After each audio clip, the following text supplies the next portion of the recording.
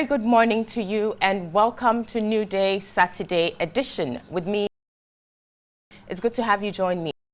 Coming to you live from the studio, live on FM 92.7, live on at 3 News. As usual, we'll be running from 10 a.m. where we draw the curtains on the show, but not until we in-depth analysis of up for discussion.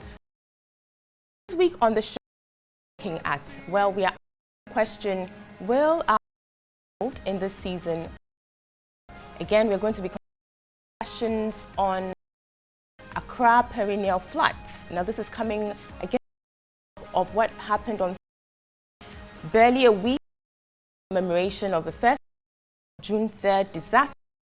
Accra was once again at the mercy of the rains.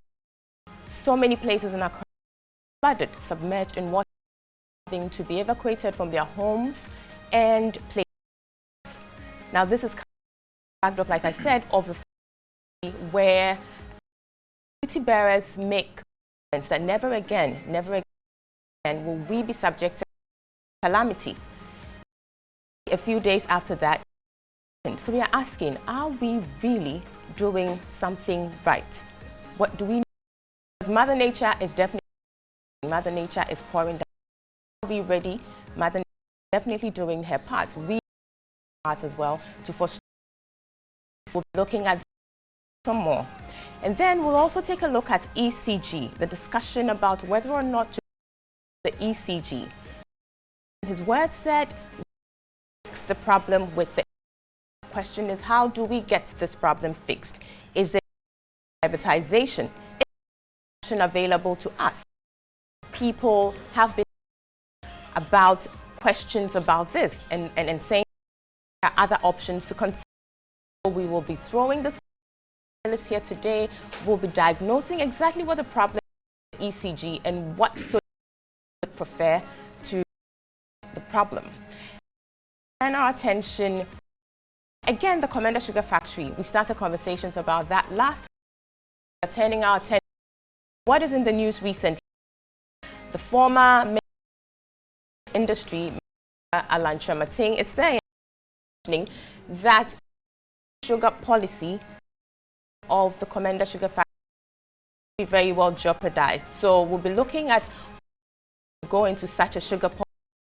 What would it look like to implement such a policy, or when drafted? Again, many questions on interrogating it some more. Lastly, we'll turn our attention to the campaign manager, Mr. Peter McMenu, is saying that this year he will declare the elections. We are asking why coming at this time, born out of the decision by the party to win so bad, or by reason of mistrust for the EC, or even perhaps none of the above. Well, we'll be asking. The panelists are here to this issue. Break right now. When we come back, I will introduce the panel.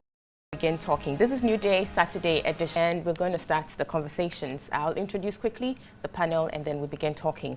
From my immediate left is Mr. Edgar Redu. He is an insurance person and a political commentator. Next to him on my far left is Dr. Ahmed Jinapo, a senior lecturer at the University of Education, Winneba. Next to me on my right is the Honorable Deputy Minister of Trade and Industry, Honorable Murtala Mohammed Ibrahim. He's also the NDC MP for Nanton constituency.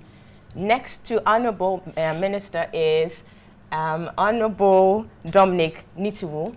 He is the Deputy Minority Leader and NPP MP for Bimbilla constituency. You're welcome, gentlemen. Thank you.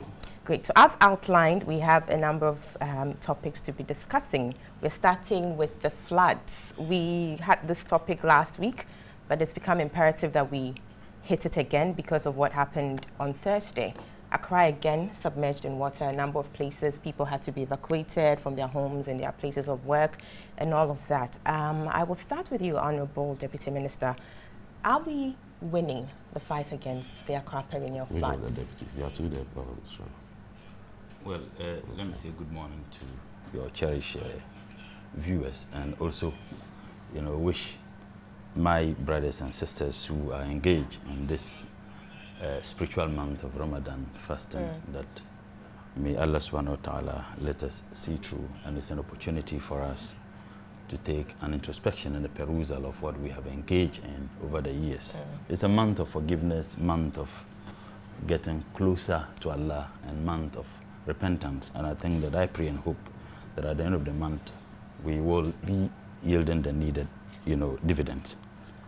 I'm not too sure whether I can answer the question we are winning or not winning, but what I can say is that there has been tremendous frustration year in, year out of some of the experiences.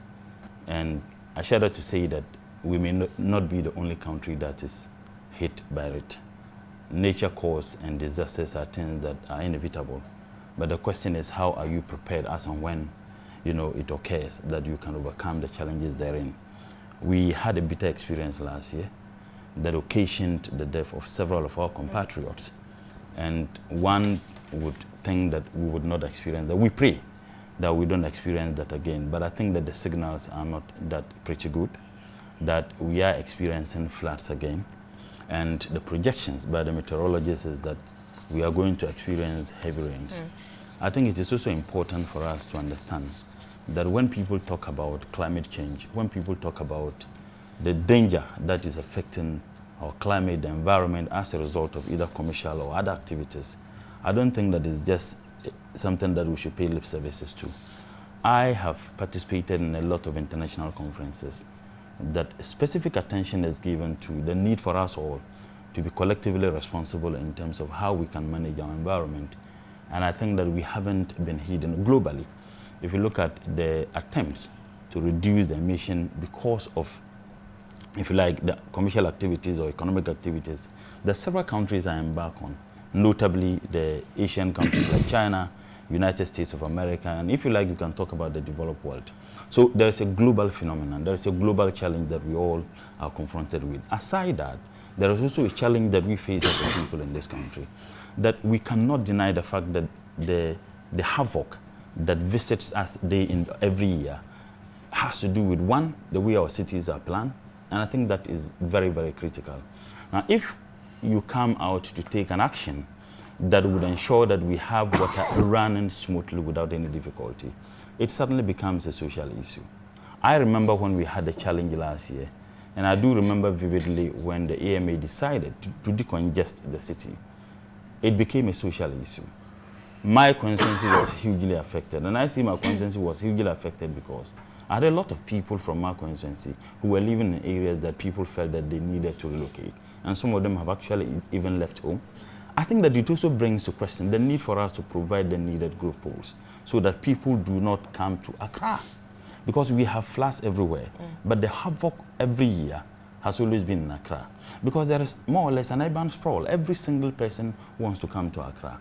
Is it an issue of they not having opportunities where they are, or is it an issue of Accra not being properly planned? And I'll tell you, as a development planner by profession, I think that it is extremely annoying sometimes when you look at the way our cities are planned. Now you have traditional leaders and authorities who have more or less custodial, right over land. They sell land to people, and lands that are demarcated for certain activities that would ensure that we have even water flowing through. Within some few years, they would come and resell those lands. In fact, even if you look at the way our cities are planned, you also ask yourself a question: are we mindful or conscious of the need for certain social services, or lands that are meant for certain social services to be provided? Now the question then comes also to, is our town and country planning is well equipped to be able to do their work? Is it that there is something that is pulling them back? Is it that there is something that is hindering their activities and what they can do to ensure that cities and our towns are planned and planned very well? So that is why I say that I may not be able to give you a specific answer. Maybe I can only say that the frustration keeps on lingering. Every single year we have these frustrations. And I remember last year, when we had this, there were some statements that were made by many people, including some of us, that we will not be surprised next year we will sit on the same program or similar programs and express similar frustrations. I think that we must all be up and doing, and it is a collective responsibility. Of course, government also has a role to play. There's no question at all about that. But citizens also have a role to play. You don't come and put up a structure where you ought not put up that structure. Very well. You've mentioned a lot of things in your submission, Honorable. You've talked about climate change, which is very important, and I'm sure as we move on, we'll touch on those issues. You've touched on authorities, city planners, and all of that. But I want to go back to the issue which brings us back all the time to the perennial floods, and which for me perhaps has to do with authorities and the compliance with laws. Because you talk about people moving from the north to the south, settling in certain areas. The question is, who allows them to settle there? Because these settlements don't just grow overnight. They stay there for a long time. People actually watch them happening, actually watch it grow. And then eventually when it becomes a problem, we now have to consider relocating them, which would come at a cost to the state. I'm not too sure what I was just talking about, people moving from the north. No, was this an example I was giving? I was just talking about every single region in this country. You have every single person who wants to live in Accra. And I'm saying that every year when we have these unfortunate experiences, it doesn't mean that we don't experience similar heavy rains in other parts of the country. But the havoc is most often huge in Accra because we have a lot of people who move from many other places in this country who wants to settle in Accra. And that is why I asked the question, is it an issue of those people moving because the opportunities that they think they can get in Accra are unavailable in the places that they live? I think it's one leg of the reason. The other thing has to do with even our responsibility as a people, as citizens. We have a responsibility, government has a responsibility, or if you like, authorities have responsibility. To the extent that we have every single law in this country that must ensure that our conducts are well regulated. It isn't that we don't have the laws, but the ability to enforce those laws. Exactly. The abilities to enforce those laws for me is the question. And I think that the town and country plan ought to be well resourced. The town and country plan ought to be well resourced, one, and even if they are resourced, they should be allowed to do their work. I'll tell you an interesting story. Okay, very if you go to a lot of the district assemblies, they barely do not have even planners. They barely do not have. So it's like everybody does whatever pleases him. And in some instances, the traditional authorities also have a responsibility. That is it that when lands are going to be demarcated, the town and country planning doesn't play a role. The planning officers in the districts, in the metropolitan assemblies, and municipal assemblies don't play a role. And that is why I say that we all have a collective responsibility. And it is extremely sickening that every single year we sit down, we express frustrations, and then we do absolutely nothing. Very well. And that brings me to this editorial I saw in the Daily Graphic of yesterday. I thought it was just beautiful. It captured everything. It's titled, "Our Lawlessness Will Destroy the Nation." And that works for both the citizens or the people and the duty bearers. So for me, it boils down to lawlessness and the fact that we don't give due respect to the laws. Because the Honorable, you mentioned the district assemblies, they have a certain role to play. They are not doing that. Citizens are also not doing what we're supposed to do as citizens to keep our environments clean. But, Dr. Janapo, I'll put the same question to you. Are we winning or losing this fight against the floods? Let me say good morning to your cherished viewers and listeners, and let me do something that I usually don't do. Today happens to be the birthday of one of my daughters, Alicia, born in Apo. She's 4 today, and she watches this program a lot, and she knew I was coming here. So I'm sure she's glued to the set. Yes, I left home very early when she was sleeping. Okay. So Boriche, I wish you happy birthday, and just know that Daddy loves you. Great. I think the question that you pose is one that, if you ask me, it's been repeated so many times. And probably these are questions that have been repeated even before some of us were born. And I'll give you, evidence to that effect. When you Google, you put the simple word, floods in Accra or floods in Ghana. Just Google, simple Google. Graphic has done a chronology of floods. And interestingly, it starts from 1968. 1968, July 4th.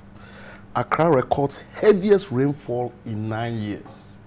What it means is that prior to 1968, 9 years, there was a heavy rainfall. You understand what I'm saying? You move forward, fast track, June 29th, 1971. Houses collapse in Twin City, Sekondi and Takoradi. It goes forward, July 5th, 1995, flood havoc. Again, June 13th, 1997, Accra floods. it keeps going. 1999, 2001, 2007, 2010. So back to your question. Will this perennial floods in Accra ever stop? The simple, straightforward answer is no. And I say no because it's informed by history. But can it be checked? Should it be checked? Yes. That is why for some of us, when you look at what happened last year, June 3rd, last year for most people or for most Ghanaians was the time that, look, based on what had happened, even if it is not going to stop, we said never again. 100 and something people died out of floods and what? And fire. Okay. But you see, Abra, this issue is being raised, and sometimes I even don't know whether I want to speak to it, because you begin to sound like a broken record, really. No, it's a broken record in the sense that, look, this whole thing is taking a political dimension, and I think legitimately so, in the sense that, look, I live in Ghana and I live in Accra. I would not sit here and pretend that post June 3rd last year, nothing has been done in terms of drainage, in terms of doing all these things. I mean, the evidence is just right behind us. Just go to Nima. You can see the drainage being constructed. I live at Kaswa, I see drainages being constructed. But the reality on the ground is, Abna, these things, it takes time for them to what?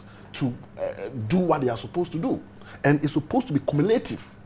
To see the impact. That is it. And beyond that, I listened to the engineering director for NADMO, where he made the point that, look, the reason why we had the floods at Circle, he's an expert, I'm not, that the reason why we had the floods at Circle is because the Nima drainage was choked, so it couldn't get to the Odo. The point that I'm trying to make is that it was too rushed for the AMA boss, for other people to say never again. I think it was rushed, in the sense that these drainages and all these things had to be tested. You understand what I'm saying? They had to be tested. Today, what is happening is that one of them failed because there was what? There was whatever it is inside. So I think I've heard some people made the point that the AMA boss should resign. I don't know whether you can put the blame all at his doorsteps. But I think it is legitimate for people who are on the other side of the political angle to make a lot of noise about it, because if it had worked, we would have taken the credit. And in any case, they are in power, so accountability would definitely... They have the ultimate responsibility. But it shouldn't be a political issue. It shouldn't be. Interestingly, on the day that it rained so much, which was on Thursday, I happened to be at TV3. I'd just come to sign some documents. I was heading towards the VAT office so I got a text message on my Susek platform. I saw Circle, I had to turn back. Anything could have happened. So I think when these things happen, it's not, or it does not affect a single individual or a single group of people. We need to have what? A collective what? Responsibility. We need to have a collective responsibility, because at the end of the day, the vulnerable are those who happen to what? To be more affected. The ordinary Ghanaian.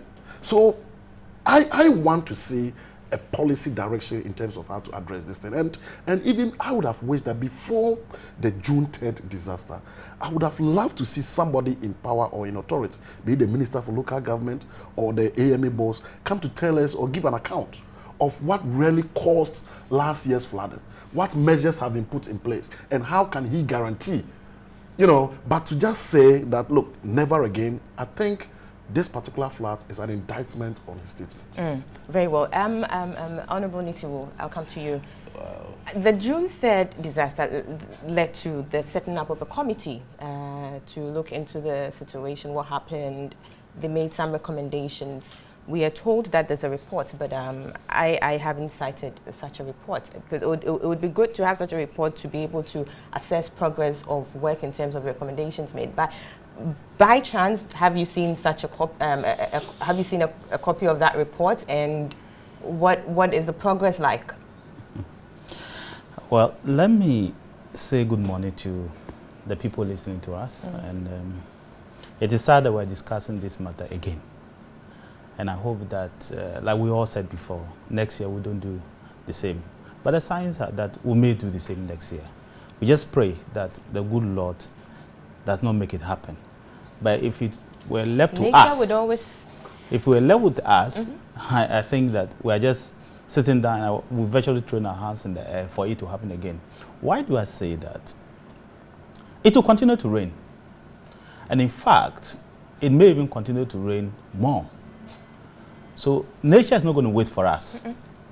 It is for us, we must know what our problems are and look for solutions for those problems.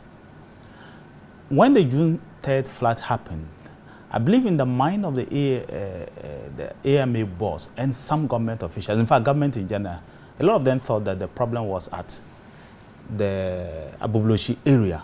And so if we cleared the area and we did some strong drains and built some gutters, that would be enough. But you see, the problem of Accra is a comprehensive problem. It's not just about only the Odo River. It's comprehensive. It flooded right even up to Ofanko area, East Legon area. It flooded Ashama area, almost everywhere. Because Accra has some particular channels that when water moves down from the mountains, it passes. Accra is a lowland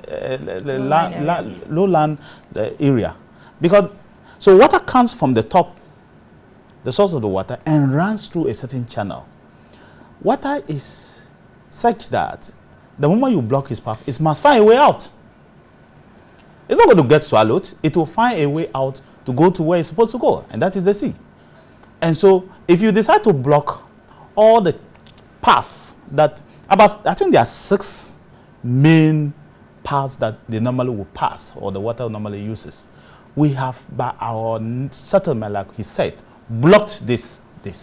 But either we built, or our human activities of dumping, or our uncleanliness, our lawlessness, or whatever actor we are, we have blocked the water sources. And where do you expect the water to pass? When the water comes and cannot pass, it starts spreading. It's like what happened with the Akusombo. You block the path of the water, it must spread. And that's what happens. And so you go to Nanokrom. I don't know whether anybody knows that area. It's after Nanokrom. No, it's after School Junction area, Asalibochi area. You go there and that whole place is flooded completely to waist level. But it was not here. So I believe that the single most biggest project that could have helped to solve the problem, for some reason, we have not implemented that program. Parliament has done its part. There was a project called the Conti Project, $600 million that I think the Mills administration brought it at that time. That look, let us widen the Odo River at the mouth there. Let us build a lot of storm drains right to the source. Let us do some underground drains as well to be able to soak the water and divert some of the water. That's basically it. The contractor is the Conti.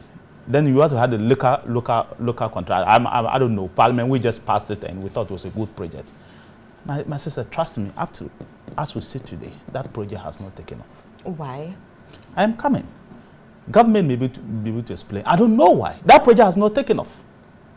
And I believe that that is the biggest indictment as a country. And I will indict them. That's the biggest problem we have had. And no, I knew I resisted. Stella will not allow you to go. Oh my these guys. The issues are political, but not necessarily partisan.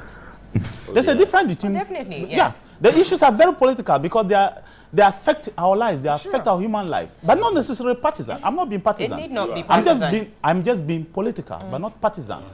I'm not talking for a political party. I am saying that the right thing should have been done. And it is a truism. It is true that this project, money was sourced for it. The money is sitting somewhere. We have not utilized it for whatever reason. And that's my biggest problem. When the June 3rd disaster happened, in fact, we tried to, and he's a member of Parliament, he knows, we tried to even get the Minister of, I think, Finance and local government to come to Parliament. For some reason, we tried, and we didn't want to politicize the matter, so looks like there were bottlenecks, so we stopped. But I'm saying that we need to go back to the drawing board and make sure we implement that project as soon as possible. That's the first thing. Added to what is already going on, you remember that there was this excavation along the Odo River. You remember that?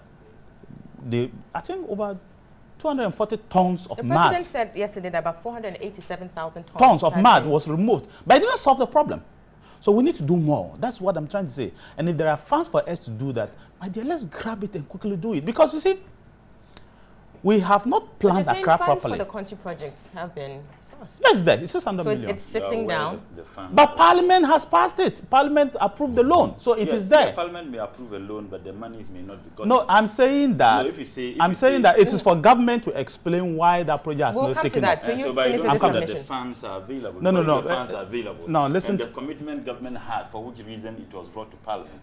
If government had the funds, government would have gone ahead to Very well, no, Mr. We'll come to that, but allow him I'm coming. Yes, finish your submission. It is a loan that government went to source. They brought it to Parliament. Parliament will pass it. There was a local component to it. I don't know whether maybe that's the reason, but I'm saying that we wanted to find out if this is the most single biggest investment that we would have done to solve that problem. I'm not sure it may have been able to solve that problem completely, but I'm saying that it would have gone a very long way.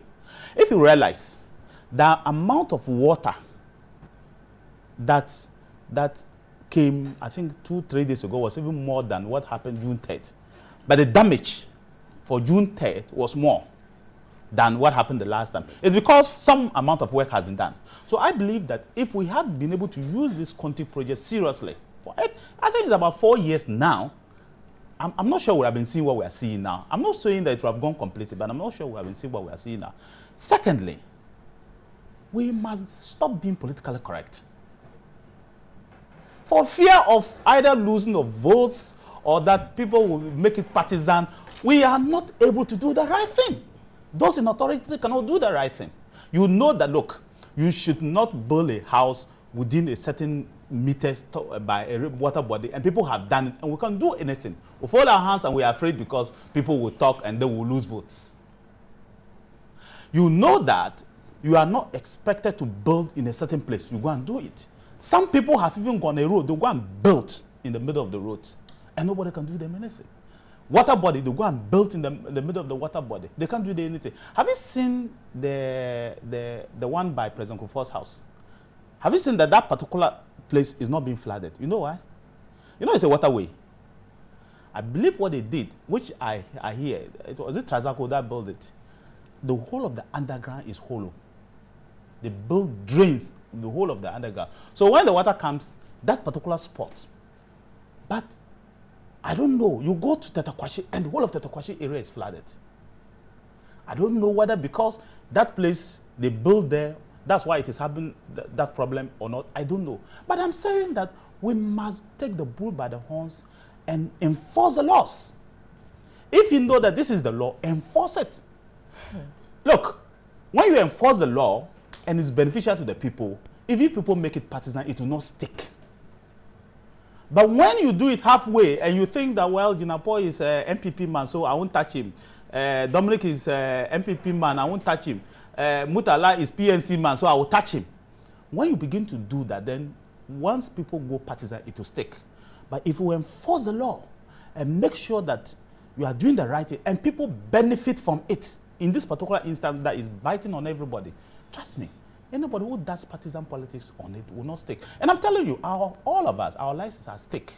Look at what is happening in London and in many places. People are doing underground distance. And worst of all, and that's my last thing, worst of all, our engineers, they supervise shabby job, the contractors. You construct a road today and 3 years down the line, you see large potholes. 3 years. 3 years is too far. 3 years is too much, eh? Large potholes.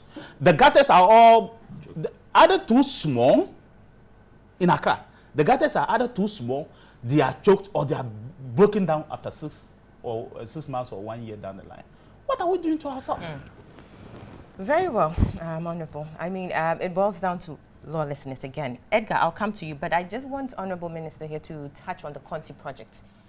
Well, because Honorable needs to raise that, and it's quite an important matter. Well, apparently this issue would have come to Parliament at a time when I wasn't in Parliament. And You came to it off. yes, 2012, came before. when I wasn't in Parliament. But I just want to say that if government saw the need to bring such an issue to Parliament, and indeed sought the approval of Parliament, and Parliament indeed approved it, as he's indicating, I don't see why government wouldn't have implemented it. I don't think there is any contract that government brought, even under Prof. Mills, that indeed was approved by Parliament, that they didn't see the finality of the execution of that contract they brought to Parliament. I want to believe that if indeed the contract was approved by Parliament, I have no reason to doubt what he says, and we haven't seen the implementation of it, then there should be a reason. And I think that we all need to look into it. But frankly speaking, I will resist the temptation of being partisan with this issue. I say this because Dr. Jinapo had indicated the number of times we have had to grapple with this. We have experienced this time and again. And once again, it comes back to our collective responsibility. And that is why in my statement I said, citizens and in government, we all have a responsibility. It's a collective effort, exactly. And that is why Albert Einstein said that the significant problems that confront us can never be solved with the thinking we had when we created them. This is our own creation. We have a huge responsibility to ensure that we find a solution to it. You don't build any... You see, when people begin to build, the people who are clothed with the authority to tell them to stop, once they fail to do that, and they begin to settle and fester, then you want to get them out. It becomes a social issue. I'll give an example. I was traveling from Tamale on one of the airlines. While we were just about descending, one of the air who told me, one man, that look at this. He showed me. People are settling. And he says that it started like two structures, 3 structures, and I could count, I believe, over 100 structures. And then, when you are descending from Tamale, and he said, the moment they begin to settle and get settled very well, you cannot get them out. And that is why it comes back to the same question, that is it an issue of every single person wanting to be in Accra? Or is it an issue of they not getting what they otherwise would have had at where they live? And that brings to fore the need for growth polls, the need for growth polls to be provided, that everybody can feel comfortable with. That is fine. Citizens, I mean, people would always want to take liberties, but it's up to law enforcers to actually crack the whip. Edgar, please. Edgar, yes. I mean, before he comes up. Briefly, please. Honorable Nittle and Honorable Mutala made mention of the fact that... quickly, the finance minister had indicated that they haven't even had the money for the Conti project. Very well. But there's a reason he gave. He said that there were variations to the original plans. Yeah, and for 6 years now. It's not a... I just wanted to assure you that the project has come. I showed him the thing. The finance minister explanation why they haven't accessed the money is that there were variations to the original plan. And I don't want government to tell me that for 6 years, because of variation, that money, they have not accessed it. For the US Exim Bank, the money is sitting in the US Exim Bank, and because we variated, no, I don't want us to be political. That's why. Exactly. Well, see, the two MPs make reference to the fact that, look, people are saying putting up buildings and, I mean, breaking the law, so to speak, and they are left to go. And later on, these things happen, and we keep lamenting. You see, the law or institutions are managed by human beings. People have responsibility. As a lecturer, I need to take charge of my class.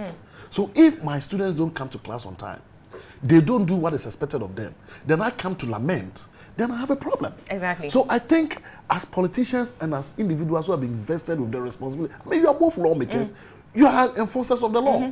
So if you lament, then what should I do? When duty bearers come to lament with citizens or the people, then you know the sort of situation you are in. You don't have. Let me have Edgar submit, please. You don't. Let me clarify. And then Edgar comes in, please. The police service or the IGP or whatever, they work under what? Ministers. Isn't that the case? No. They work under ministers. Please, let's have Edgar's submissions and then we carry on. I mean, those have to do with it. It's not. Yes. The security services have their leadership, they have their hierarchy, and they report to them accordingly. So, yes. Well, you have the last word. Let me say good morning to our viewers and listeners, and of course my colleague panelist here. I haven't listened to all the concerns raised with interest, and I want to believe that each and every one has made some kind of contribution to what we're going on, but there's more to it than just, what we say. But let me first of all make a statement here. That was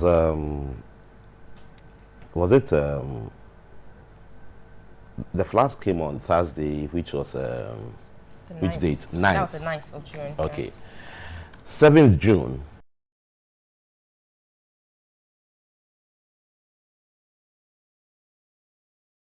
on the 29th, as well as 2nd June. Good. Australia, 5th June. Period. Netherlands, 2nd June. Florida, 5th March, 6th June. Texas, something else. Almost is getting flooded. We've gone through all this, and even the day we are doing our France also got flooded.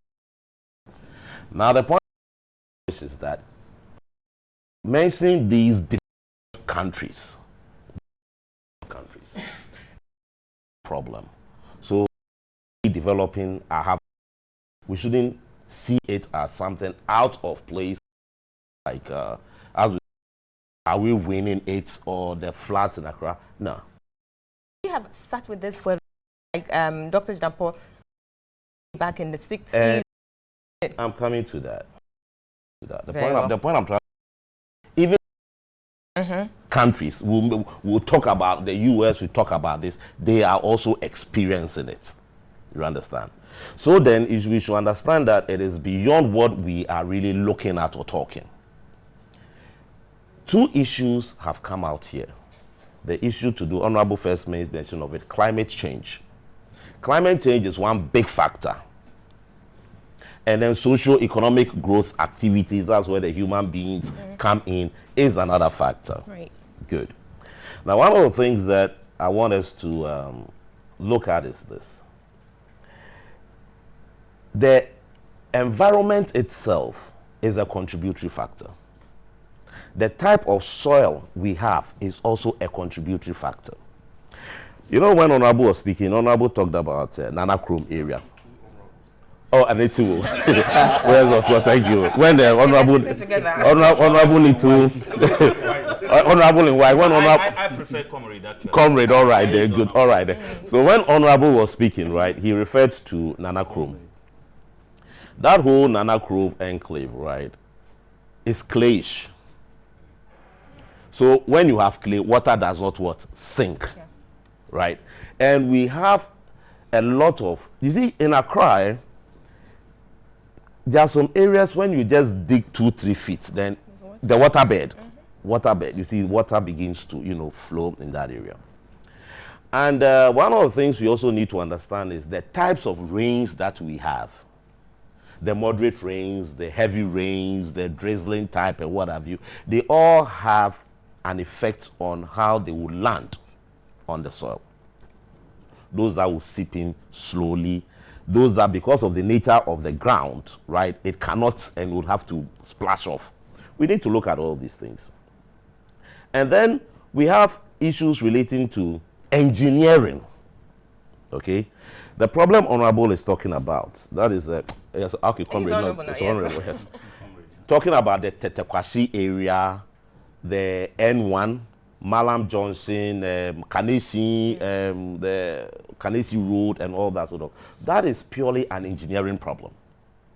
The engineering problem is that if you are on those roads, observed carefully, you realize that whilst the construction took place, the drains that they tried to put under the pavements, you know, they made this kind of holes that water will pass through into the drains and then get to wherever it is. Unfortunately, because we continue to litter the streets every day, when the water is, it washes every debris, you know, and as it's washing the debris to the low line area, it all gets choked. So now water cannot flow again. They begin to come back onto the road. Get the engineers to go and look at that thing, and you see the mess over there. These are some of the problems that is causing the, because hitherto, N1 was not flooding, Tetekwasi was not flooding. When they constructed the Malam, Carnation Road, it was not flooding, but it has all started. And it's as a result of these things, right? The engineer, which means the construction was wrong, in that you needn't have created those big holes. Even if you had created those big holes, you could have put some sieve or something so that it could only allow water and not the debris. But now everything is getting in there and it's causing the flood. Now, one of the important things that we also have to look at is the climate change that we have, okay, between March, April, and I think early part of May, we realized some different kind of weather. The heat, right? The heat that we realize here, there's something known as El Nino. The El Nino is a weather condition. It picks up heat, okay? It picks up heat. It goes through the Atlantic, the Pacific, the Indian, all those areas. It goes through all that. And when it begins to deal with the greenhouse gases, the emissions and what have you, it goes and piles up something up there, and it comes down with heavy rains. Now, the heat itself has saturated the land. So the land has become like block. So when the water is coming on there with that heaviness, it would never sink inside, you know. And because of our own activities, too, Comrade made a very good point about urbanization. And then the way we want to live comfortable in our environments and what have you. When you have soil or plain land, like what you have here, plain land, it's easy for water to sink inside. Let's all go back and ask ourselves, from Tetekwashi to Malam Junction, it was a one-lane road. Go come. So now we've done it 3 lanes. What have we done? We've taken a portion of the land that either water would have sunk in. We've covered the place with pavements. All our homes are being covered with pavement blocks. What have you? All the areas that water will sink inside, we are covering all those areas. So the water is not going to go there, it's going to get somewhere else there. Now, where the authorities have also failed, the AMA and its people, was the fact that, and that is where Nitiwu's position comes in, as saying because of political things. Why create situations where spaces that are left, we are allowed to put containers and what have you there, all adding towards the closing of the congestion. Closing the soil, because they put the container there, they cement the floor. They do this, they cement here, they do that. So eventually, all those places have been done. Today, we are more like, every place in Accra is like a slum, right? We've done all these things here. So when the rains are coming that heavy, the soil is not there. So the only space available, they will be passing through. Whatever the engineer said, as you said, is it the meteorological NADMO engineer? I don't buy that. Because if Nima gutters were choked, Asalam down gutters will not run. And we saw what was running through the Asalam down gutters down to, the Odo area circle. It wouldn't have been. The result is that the heavy downpour, ask yourself the question, if the downpour was not heavy, we would not have had this kind of, flooding. It was heavy, and as heavy as it was, it has nowhere to go because we've covered every place, And it is not only the situation that never again, it will continuously be happening because man's activities are increasing by the day. Man's activities are increasing by the day. We are continuously covering all the land. Today, look at the rate at which Accra has expanded, right? Our own we need some of these infrastructure, but we will still have problems with it. Tomorrow, John Mahama says that one of his dreams is to have the motorway into a 6-lane road. Now, in wanting to have it as a 6-lane road, what are you going to do? You are going to cover portions of the land that under normal circumstances water would have sunk in. Okay? Yes, of course, we need it. But what can you do? These are human beings. New York is totally covered. No. Wait a minute. We are coming to that. We are coming to that. Yes, we are coming to that. And that is where the Conti project, was coming in. Because they realized that at the end of the day, right, the mess that we have created, if we don't get those kind of underground big tunnels, right, we would not, as it were, get away from it. Because that's what I'm saying. We need this infrastructure. We need the roads. We need the buildings. Because as human beings, the population begins to grow, Where are you expecting them to sleep?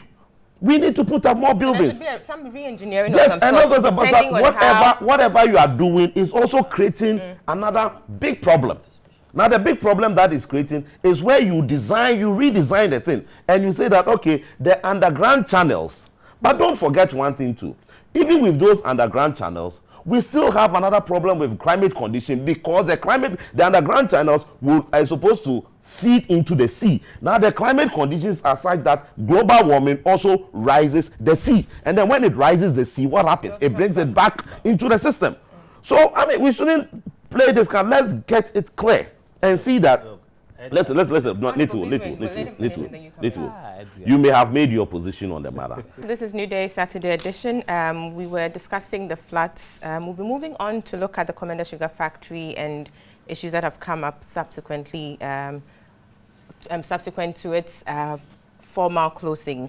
But I'll be taking some messages and we'll get back to the discussions. This is saying Ghana has failed in everything, not only on the perennial floods across the length and breadth of the country. Another one is saying, good morning, Abna. You are all beating about the bush without addressing the issue. Just March 2012, the then late President Mills talked about some Conti money or support coming from America. The AMA boss announced that he was going to put up a fast-track policy for Parliament to approve for the construction of identified drainage systems, and said flooding would be a thing of the past. What happened since then? You've all forgotten so soon, and now you're talking about collective responsibility. We need more outlets and channels. Simpliciter.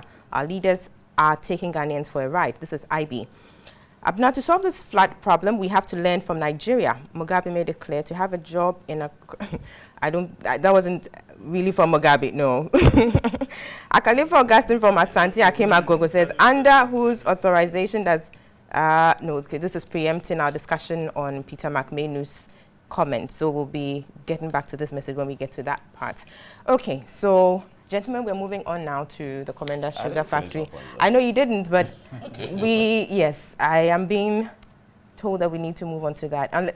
But if you could make it briefly, which is very well. So the Commander Sugar Factory is back in the news. This time, the former Trade and Industry Minister, Mr. Lanche Mating, is weighing in on the conversation. He says that the absence of a sugar policy could jeopardize the chances of the Commander Sugar Factory succeeding, and he's cautioning against such a situation.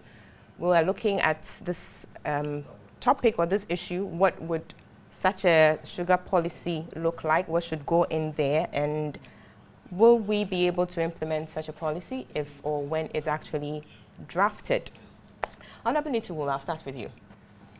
Your take on that? I think that we have oversimplified what Alan said. If we reduce it to just the fact that he said it was just the issue of policy, no, he didn't say that only.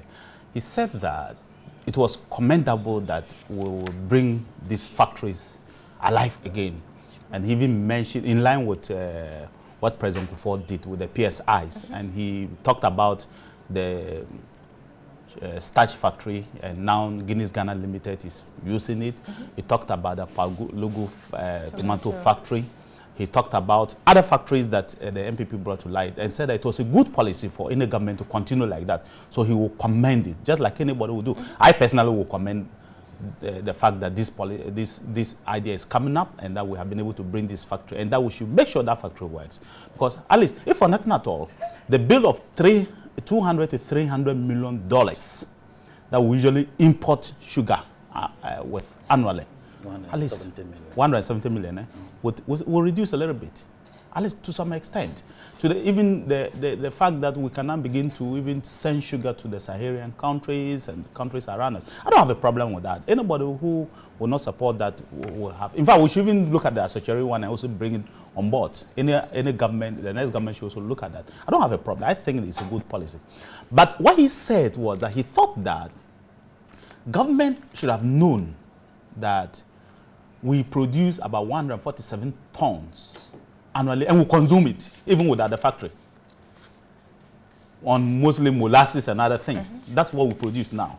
And that the factory will need 225 metric tons of good, high-yielding, suitable variety to be able to produce the type of sugar we are looking for and the amount of sugar we are looking for.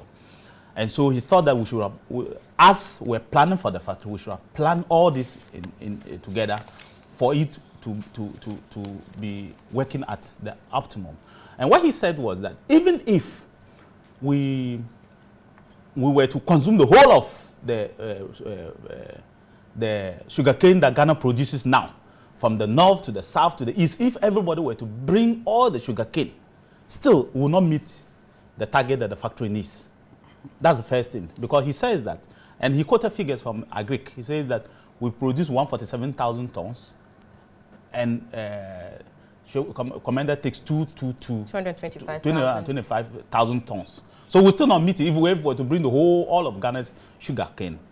That's the first problem he had, and he said that if we are not careful, government or the factory will still need to look for 225 metric tons, because we're eating the sugarcane, or we're using the 147,000 tons without even the thing. So if the local market is going to compete with the factory, then we may need double that or more than double what we are currently producing, and we're not ready. That's the first thing he said. That's the first problem he identified. The second problem was that he thought that the current variety we are using may not be suitable for the factory. And he thought that we should have been able to identify the high-yielding one that we needed. You see, you needed a high-yielding one that is the lifespan is very short. I mean, high-yielding, short variety that within 6-7 months you can produce sugar and feed the thing. Secondly, he also identified the problem of the land that we needed. He looked at the total land cultivation that we use for sugarcane and thought that we should have prepared all this, so that as the factory is taking off, all this will be taken off.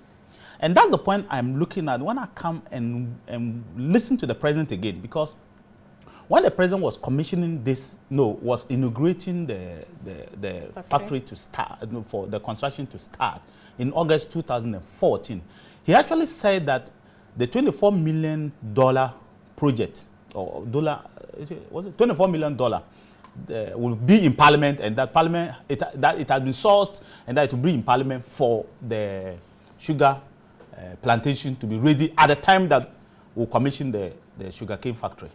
Apparently, it has not still come to Parliament yet. It hasn't come to Parliament yet, because the whole idea was to get this 24 million, prepare the land, because you know the factory itself, the original factory has land for the sugarcane plantation. That's why the minority in their press conference asked that.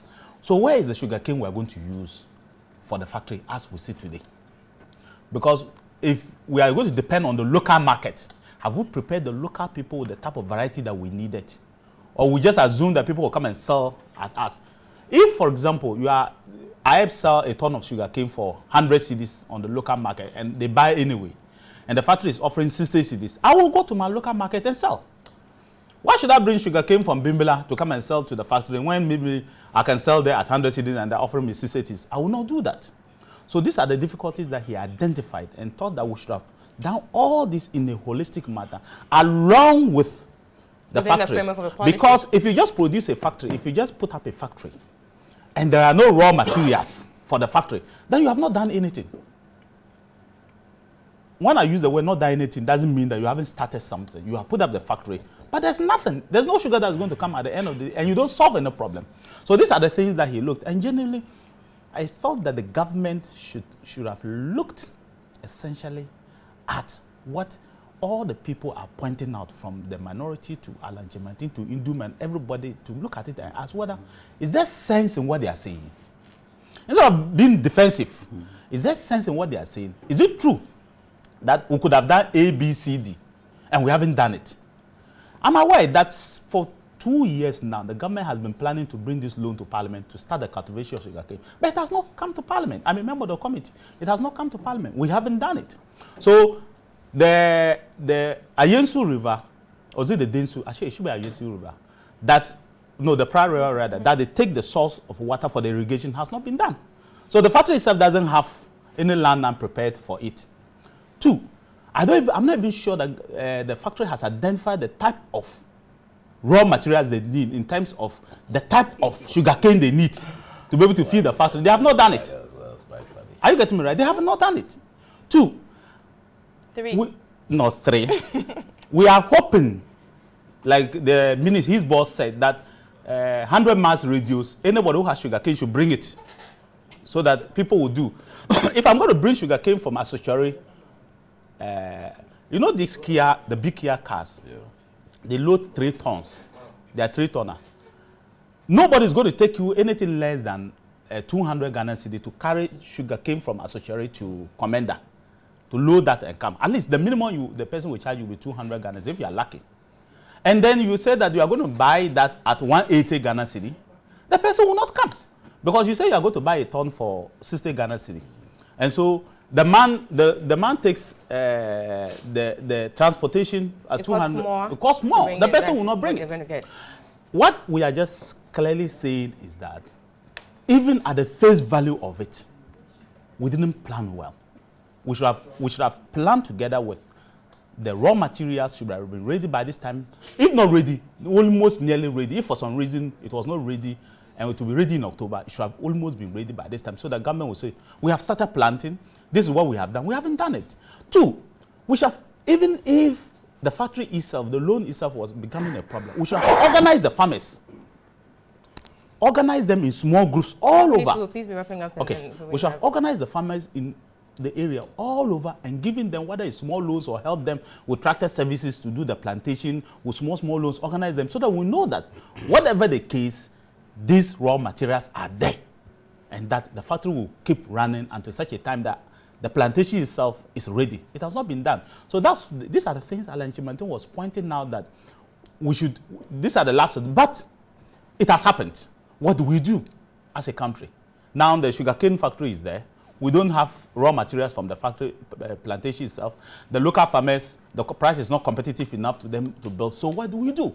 Are we going to import sugarcane from Ivory Coast or from India or from somewhere to come and feed it? What do we do as a country? This is what we should be thinking about. Because for 2 weeks now, we have been arguing one another, and the loan has still not come to Parliament. I expect his ministry and government to quickly have brought that to 24 million to Parliament. And then we can pass it and push it and make sure that that is done. Honorable Mutala, so when is it going to Parliament? Well, I listened to Honorable Alan Chimantin's advice with profound amusement, and I'm wondering whether we can take the advices of an economic and trade laggard as a matter of fact, because clearly I don't think that he was even clothed with the right information, and what he chained out there were absolutely false.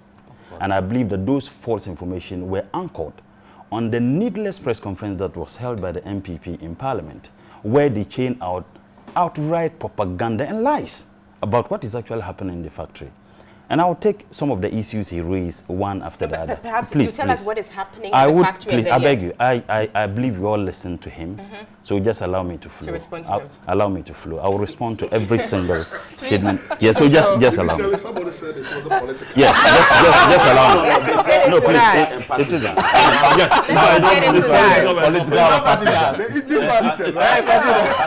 I think they should change positions. As a matter of fact, the people of this country were completely lied to by the leadership of the minority in the press conference they held. And I was shocked. I think that the Buiza Dankwa tradition MPP should be the last people who should be talking about revamping factories. Some of the factories, they collapsed after the overthrow, unjustifiable and illegal overthrow of the democratically elected government of Nkrumah. And the reasons they gave for the collapse of almost 10 factories were that they had an association with the communist China and socialist government, and therefore those factories ought not be in existence. Please, yes. Please, can I? They're not allegations; these are facts. Honorable, can I finish? When you were speaking, but we need to. I need to direct the conversation too. No, so it's you not... should have directed the conversation. No, we were. You could have directed the conversation. Honorable. We listened to him. Just allow me to flow. I totally get it. We are addressing issues. Yes, I am addressing issues. Very well. He's raised issues about the Commander Sugar Factory. He's talked about can I respond to the issues I'm putting it. No, but you're not addressing the issues he raised. You can't determine to me how I address them. The fact is that I have to address those issues. As to the chain and process to which I will address them. If my time is up, you tell me that your time is up. But allow me to address the issues, please. Because I listened to him. In the first place, it is absolutely false to say that we do not even identify the variety of resources that the raw material we're going to use. And maybe probably Alan Chimantin could have even done, he could have just called. He is a very good friend to the ministry. I can tell you that about 125 acres, we have already seedlings that are even planted to be used, and the outgrowers are going to be taken through to see how they use those. And that's the first thing. Two, everywhere in the world, in fact, sugar is produced, the largest producing sugar country in this world is Brazil. After Brazil, India. And you can Google it. They don't produce sugar all year round. From October, they produce up to October. From October, they have about 5 months that they don't produce sugar cane. There is a season. And what happens is that they use that particular period to look at the machines and maintain the machines and everything. You can find out. 3, government never said anywhere. And in fact, the last time I checked, the factory is operational. In their press conference, they said that we have shut down the factory. In their press conference. Again, in the same press conference, they made the most outrageous analysis. Oh no, the factory is closer to the sea. And because the factory is closer to the sea, it would affect the machines. And I shared that to ask, how many factories are not closer to the sea in Tema? Even the seat of the presidency is closer to the sea in Tema. 3, that factory has been in existence, and there is land, Honorable Nituwo, and the leadership of minority, and the people who held the press conference. There is already an existing land that the factory has. And what we said, and it is not even true, the 1,250 TCD is just what the capacity of it for a day. Now the 225,000 is the entire year. Now if you have a particular period within which you cannot process sugar, you have a particular period, like I said, Brazil, they don't produce it every year. In India, they don't produce it every year. The argument one can make is that, okay, so the time you are not producing, then you should have a facility that you can crush the sugar and take the water, that is the water that you, and then when you do that, then you have to use it to process. And again, the loan he's talking about, government had indicated that this project is in 2 folds. The 35 million US dollar loan was to set up the factory. The $24 million was for the irrigation. And in fact, it is not even true that there is no sugar cane. The people have engaged in the production of sugar cane even after the collapse of the factory. And they produce the sugar cane for the breweries. Now, so it is not true that you will not have even sugar cane for it. It is also not true that the sugar cane, they buy it at 60 Ghana cedis. It is not true. As I talked to the 60 Ghana cedis, that was actually put out there. I'm saying that it is not true that that is how much they buy the sugar cane. And you can take your journalists to go find out. By the way, one media house that indeed participated in this unhealthy propaganda sent their cameras there, and they themselves attested to the fact that the factory is operational. But the other point that I would talk about, the factory was scheduled to have finished in October. So it means that they completed the factory 6 months before. You have 2 things. One, you could decide that let's start with the irrigation so that you can have continuous and unabated supply of sugar cane. Now, what use will it be that you start with irrigation before even setting up the factory? Or you could also decide that let's have the factory done so that by the time the factory finishes, the irrigation will come online. Now, if you have done that and 6 months before you finish your scheduled date for the completion of the factory, you have finished it. Of course, the irrigation couldn't have come alongside. But by the way, that thing will be submitted to Parliament pretty soon. But let me also inform you, to inform Nana, to inform Alan Chirmantin, that there is already a policy, a sugar policy that is being formulated by the ministry over the past 1 year. There is already, and he could have just checked. I happen to be a young colleague of his, and I have very good relationship with him. Oh no, I said a young colleague. Oh, maybe I never knew Bawumia has been turned a serial caller. No, you are telling me. But I'm saying that there is already a policy that has been worked on at the ministry. And I talked to you, that policy document has been completed. We have been working on it over the year. Honorable, please let me come in here. With the sugar policy, I think the president, when he was recommissioning the Communist Sugar Factory, actually in his statement, he said, we will work on a sugar policy. So taking those words from him, you understand what I mean? It's not. You are not speaking Latin. You are not speaking. Hold on. Exactly. You are not speaking Dagbani. The president said that we'll work on sugar policy. But you're saying there is already. Can I no, finish? I think we need to. Can I finish? When you talk of having a policy, it means that we are talking about the whole completion of that policy document. Now, if the president said that we work on a sugar policy, and I tell you from the ministry that we have been working on a policy document for sugar, it ought to be sent to cabinet, it ought to be sent to parliament for approval. If the president says that we're working on the sugar policy, he hasn't made any statement that contradicts the statement I'm making here. Very well. Except that probably I attended a Sato school. I'm not going except, on no, except that maybe I don't understand the kind of English. But I'm saying that even the Sato school I attended, it is very simple and easy to understand. But let me make the very important point. Now, if you say that, oh, government should come out with the policy, maybe probably he also wanted to take advantage of the space. Former Minister of Trade, let me also add my voice. But I'm saying that in adding your voice, you should be extremely meticulous. Now, again, in the press conference that the MPP held, and I believe he was there because I wasn't in the country. The press conference they held. Can I finish? He addressed it. So you continue. Please. I am making reference to those lies you guys came out. Okay. Absolute falsehood. In the press conference, they also said the most outrageous statement that no, where is the sugar? Government is going to bring in sugar to process. Granted, assuming without admitting that there isn't going to even be sugar cane, that government is going to bring the raw sugar and process. Couldn't that be an opportunity for jobs to be created for the teeming young people who are unemployed in this country? If for nothing at all, the fact that this factory is revamped is something that we ought to look at. So, by the way, the biggest lie but you're looking at cost of production the biggest lie of all the lies that have been chained out is that the factory is operational. And I want to assure TV3, by Tuesday, Wednesday, I'll bring you sugar produced by Commander Sugar Factory. Wow. I am telling you, by Tuesday, Wednesday, I will bring it, and when I bring it, show it to the people that you don't come out and take advantage of every single political opportunity, even when there is no that opportunity. And for me, it marks the lack of capacity to analyze issues properly by the opposition, and the fact that in their haste, to take advantage of please, what unfortunate, didn't you hold that press conference? Have I said anything that is outside what you said? Didn't you say that closeness of the factory to the sea is a problem? Didn't you say that the factory, we are bringing raw material somewhere to do them? Didn't you raise those questions? I am repeating the very statement you people had in your press conference. But I'm saying that it is not actually true for those allegations to be made. And by the way, if you are looking at a factory that was supposed to be completed in 6 months, and within that 6 months, you complete the factory before schedule, now you can decide to do it, and what they are doing is testing.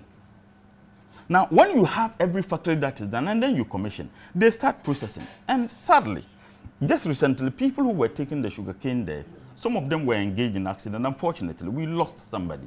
And may his soul rest in peace. But the point I'm just making is that it is also not accurate to say that when you do it, how much were they selling the sugarcane to those who were engaged in brewery? How much? They were not selling them to the price the factory is buying now. So what it means is that even if the minister said 100 kilometers radius, you can bring it in, there would be a negotiated price that you pay for it. Because you are conscious of the fact that these farmers are people who you must assist. So if you look at even the 7,000, the 1,300 people who will be getting jobs directly, we're also looking at the outgrowing scheme. So for them to say that this factory has been shut down, and I'm told, the former secretary said, oh, this thing would even feature in the Guinness Book of Record, commission a factory, and that factory is shut down. They should find out what is happening in Brazil, and they should find out what is happening in India. Very well. I'll come to my colleagues here on the left. I hope that yes, I want the two of you to have some breather. Oh, me, I don't let me allow Edgar. Let me allow Edgar and Dr. Ahmed to come in here. Now, two conflicting sides of one issue. There's no conflicting sides. There's lies and the truth. Well, you choose to call it as such, but I'm saying it's conflicting. I'm choosing the words conflicting here. Contrasting views or positions on this Commander Sugar Factory. Your position on that, Edgar, please. Anyway, it's been quite interesting for about 2 weeks or 3 weeks running now. This issue of Commander Sugar Factory has been going on and on. And at times I ask myself some few questions, especially relating to this shutdown or not shutdown. I think, comrade, are you aware that there's an article on the web attributed to your boss, saying that the shutdown is due to ECG. But did my boss say he made those Oh, he's quoted there. Dr. Ekosfiograba says that the shutdown is due to ECG. I can give a chronicle of media houses that have quoted me. Things I never So, said. no. These are important things that, you know, The ministry should perhaps come out the to ministry should officially state, because it is stated clearly there that Dr. Ekosfiograba says that the shutdown is due to ECG. And if the ministry is sitting down, what do you expect the ordinary man to say? Unless we drive there to go and see it, we would assume that, because today this one says it's been shut, this one says it hasn't been shut. And then the minister is posted there as saying the shutdown is due to ECG. You know, when some of these things come out, then we see the kind of political game that goes on. And then we begin to look at it from, I say, are these guys taking us for a ride or what? But most importantly, for me, I think that we once had that factory. And for some funny reasons, the factory was no more. And today, it's come back to life. The principle, it's perfect. Good. What are we concerned about? The sustenance of that business, or because we don't see any sustenance, so we want to condemn it? Is that the issues that we are grappling with? And I think this is how we should approach the issue. Because for one, so far as the factory is there, it must be fed, right? And if it must be fed, we are looking at what is happening on the ground now, saying that we need about 225,000, how do you call it? Tons. Tons to, you know, make sure that for the 6 months in operation, it will be able to do justice to what have you. And currently, what we have on the ground is not up to that 225,000 metric tons. What are we going to do? And this is where I think that the issue of policy comes in, right? How are we sure that we're going to do? Because in the first place, when you say you are depending on outgrowers, if the thing is not attractive to outgrowers, what happens there? It means they are not going to produce. And there's going to be a problem. Because here's the situation. We are looking at the direct jobs and indirect jobs and what have you. What is government policy in that particular regard? Then it takes my mind back to what we used to have in those days as what we call state farms. That no matter what it is, the government itself is doing something to make sure that if nobody comes into that area, we ourselves will go in. Let's ask ourselves this simple question. What is it that made us lose our position in 1978 as the world's largest producer of cocoa to Cote d'Ivoire? We have to look at that. And today, Cote d'Ivoire is producing half of the world's whatever. And Ghana, together with about 4 other 5 countries, are producing the remaining half. So you want to ask yourself that the agriculture industry in Ghana itself today, is it attractive? Comrade made mention of the young guys or the youngsters or the entrepreneurs who are coming in. Are you sure that these young guys who are coming find agriculture attractive enough to go in there? When almost everything of ours today is coming from outside. Comrade, you are in the north, so you know much more about our normal staples. Today, you farm. I don't know whether he does. Fine, you farm. But you know that today our normal staples, if it's not from Niger, it's from Mali, it's from Burkina, right? So it is telling you something, and you even actually made a good point when we were talking about the floods, talking about the urbanization. So it means people are, and we know that these areas were farmlands that could have fed us all year round. Today, everything is out of the place. So it tells you that people are really not even finding agric interesting. And you are coming up with concepts that requires this. If the ordinary boy on the street does not see, Honorable made a good point here. We are here to explore that point. That is, say that outgrowers, people who are not within the areas of, how do you call it, the Cape Coast or the Central Region jurisdiction, and are from other parts, like even, let's say, from the north, people who are, you know, growing the sugarcane plantation, right? Sadly, we don't have that enough. Not necessarily brown and halfway areas they have, right? Then the question you want to ask, how much would it cost one to transport, you know, these commodities or produce to the central region, and then how much is the person going to get for that kind of, you know, that journey. That journey. Is it attractive enough for the person? If it is not, then it means they will find use for the produce, something there. If they want to make sugarcane juice or do whatever it is, then the factory is starving. Now, if the factory is starving, as you rightly said, you said, how many acres do you have now? That you have some... we have seedlings, in fact, about 125, acres for nurseries. Yes. And again, it is important for us to understand that the irrigation was to cover about 3,000 acres of land. The irrigation has not taken place. No, yes. And it's only the $24 million, dollar Indian Exim Bank loan. And by the way, the Indian, I think the Prime Minister, is coming sometime about 3 days, 4 days time. This thing will be leading. But like I said, assuming that we had started this process, because the factory was supposed to have been finished in October. In 6 months' time. So assuming we started this process, we wouldn't have had this. And that is why I said you had two options. Either to start the irrigation before you build the factory, or you build the factory alongside it. By the time the factory is finished, the irrigation thing comes up. But now for real... And either way... Now for real, the factory is there, the irrigation is yet to start. Yeah, but there is sugarcane. But the sugarcane that is there, how many days can it feed the factory? Automatically, that sugarcane cannot feed the factory for the next 6 months. So far, let me give you this information. Yes. So far, they have about 1,500 tons. 1,500 tons. 1,500 which they bought so far. Yeah. They have about 1,500. But they need about 1,200. 1,250. But the point is that what they are doing now, the 1,200 is when they are producing in full capacity. Yes. Of course, when you start the factory, you are doing doing testing and okay, fine. Okay, good, fine. So what we're saying is that the 1,500 metric tons that is there, whatever it is, in no time it will finish. They may not be able to use that because they're doing the testing and what we are saying, what we're saying, no, I've got a point, all right. But the point we're trying to make is that we are talking of sustainability. Of course. And the sustainability is the issue or the catchword today. Yeah. Now, what was it? If you rightly mentioned you needed about 225 metric tons to do that job.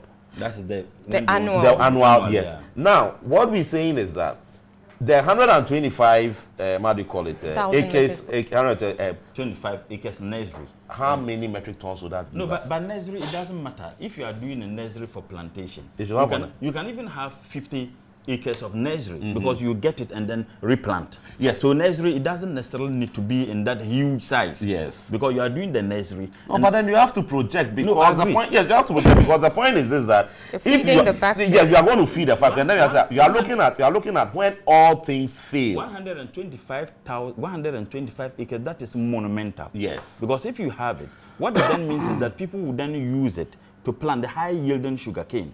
And then once they plant it, they get more. Now come to the high yielding sugarcane. So yes, that is what they are doing. They're looking for. For good. Yeah. So basically, what we're trying to say is that the policy has to do with sustainability. And you said you have been doing something for about a year now. Yeah, we are yet to know what it is like. Without that coming out, it will be difficult for we to actually say that, well, it is good or bad. So fine, we want to see the policy because the fact, in my view, the factory has come to stay, and we must make it work. So we shouldn't be looking at situations. We shouldn't be looking at situations to make it look like it is not necessary because we don't have this or we don't have that. So far as the factory is there, it must work. It is the kind of policy that is important. So I don't think maybe Alan was wrong because as at now, nothing has come out. In fact, he was completely wrong. No. Comrade. If you ask honorable, he'll definitely say that. No, the point is that as it stands now, none of us have seen the policy. And as I say, listen, if honorable you know need to work. No. I'm moving on to Dr. Ahmed Napot. Comrade, you are saying that you said you have prepared. It is now going to cabinet. We have been working on it for a year. Yeah, so it is not ready. It's not ready. You understand? So we haven't seen it. So automatically, if somebody is raising concerns, you have to appreciate where it's coming from. No, but he says that nothing he could have just I'm moving on to Dr. Jinapo, please. Dr. Jinapo, you've been listening to the first 3 speakers. Your take on this issue? I think Abna, this topic is an interesting topic. And I see it to be interesting because of the commentary surrounding it. Public interest. The point is this. It's only in Ghana that when you have a factory being commissioned, that there's a whole lot of brouhaha in terms of doubts or in terms of what it's going to do. But let me try and speak to the topic at stake relative to this particular issue. The topic is Alan Trematin advocates for sugar policy. He advocates for sugar policy. And what he's saying is that if we do not have a sugar policy, the Commander Sugar Factory is going to be a 9-day wonder. I listened to Honorable Mutala, and Honorable Mutala says that, look, this advocacy for sugar policy is already in place. I mean, we are already working on it. We are already working on it. Indeed, the president did indicate during the commissioning that, look, we are going to get what? A policy. Which in itself is a reaffirmation of the fact that there's the need for a sugar policy. And Honorable Mutala is saying that a sugar policy is already what? In the pipeline. So, in effect, if you listen to Alan Trematin, you listen to the president, you listen to Honorable Mutala, they are all on the same line. They are all on the same platform. The three of them agree that, look, you need what? A policy. There's nothing wrong with it. But you see, Abana, this is where I have a problem. We need to ask ourselves, what is a policy? When we say a policy, what is it? And I'll give you a simple definition from the dictionary. Simple definition. It says that a set of ideas or a plan. Are you listening? I'm emphasizing or a plan of what to do in particular situations that have been agreed to officially by a group of people, a business organization, a government, or a particular party.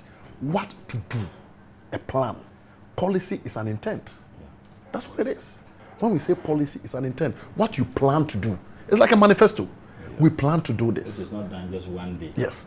And we have something we call policy and practice.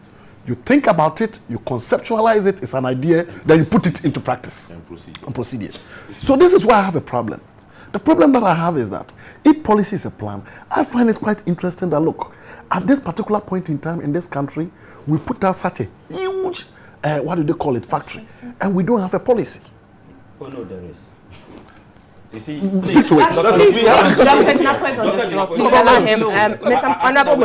go ahead. Yeah, speak to it. When you have a policy document, Yeah. policy, like you said, is something that you plan to do. Yeah. Nothing precludes you from coming out to have a factory whilst working on that policy document. Agreed. Because the implementation of what you are doing is a process, it's not an event. Agreed. And that is why I said over the past 1 year, the ministry was working on a policy document which will be submitted to cabinet very, very soon. Agreed. And I'm saying that if you are working on a policy document which will be submitted to cabinet very soon, so it means that the idea came up. You needed to revamp the sugar factory. You need to be working on a policy. You need to execute the project. And that is what we are doing. And that's why I said it's not a process. Honorable, let me speak to this issue very quickly. You see, I think he should resist the temptation to bash him. Everybody, you are bashing on me, you are bashing on him, you are bashing on I haven't. Don't rope them in.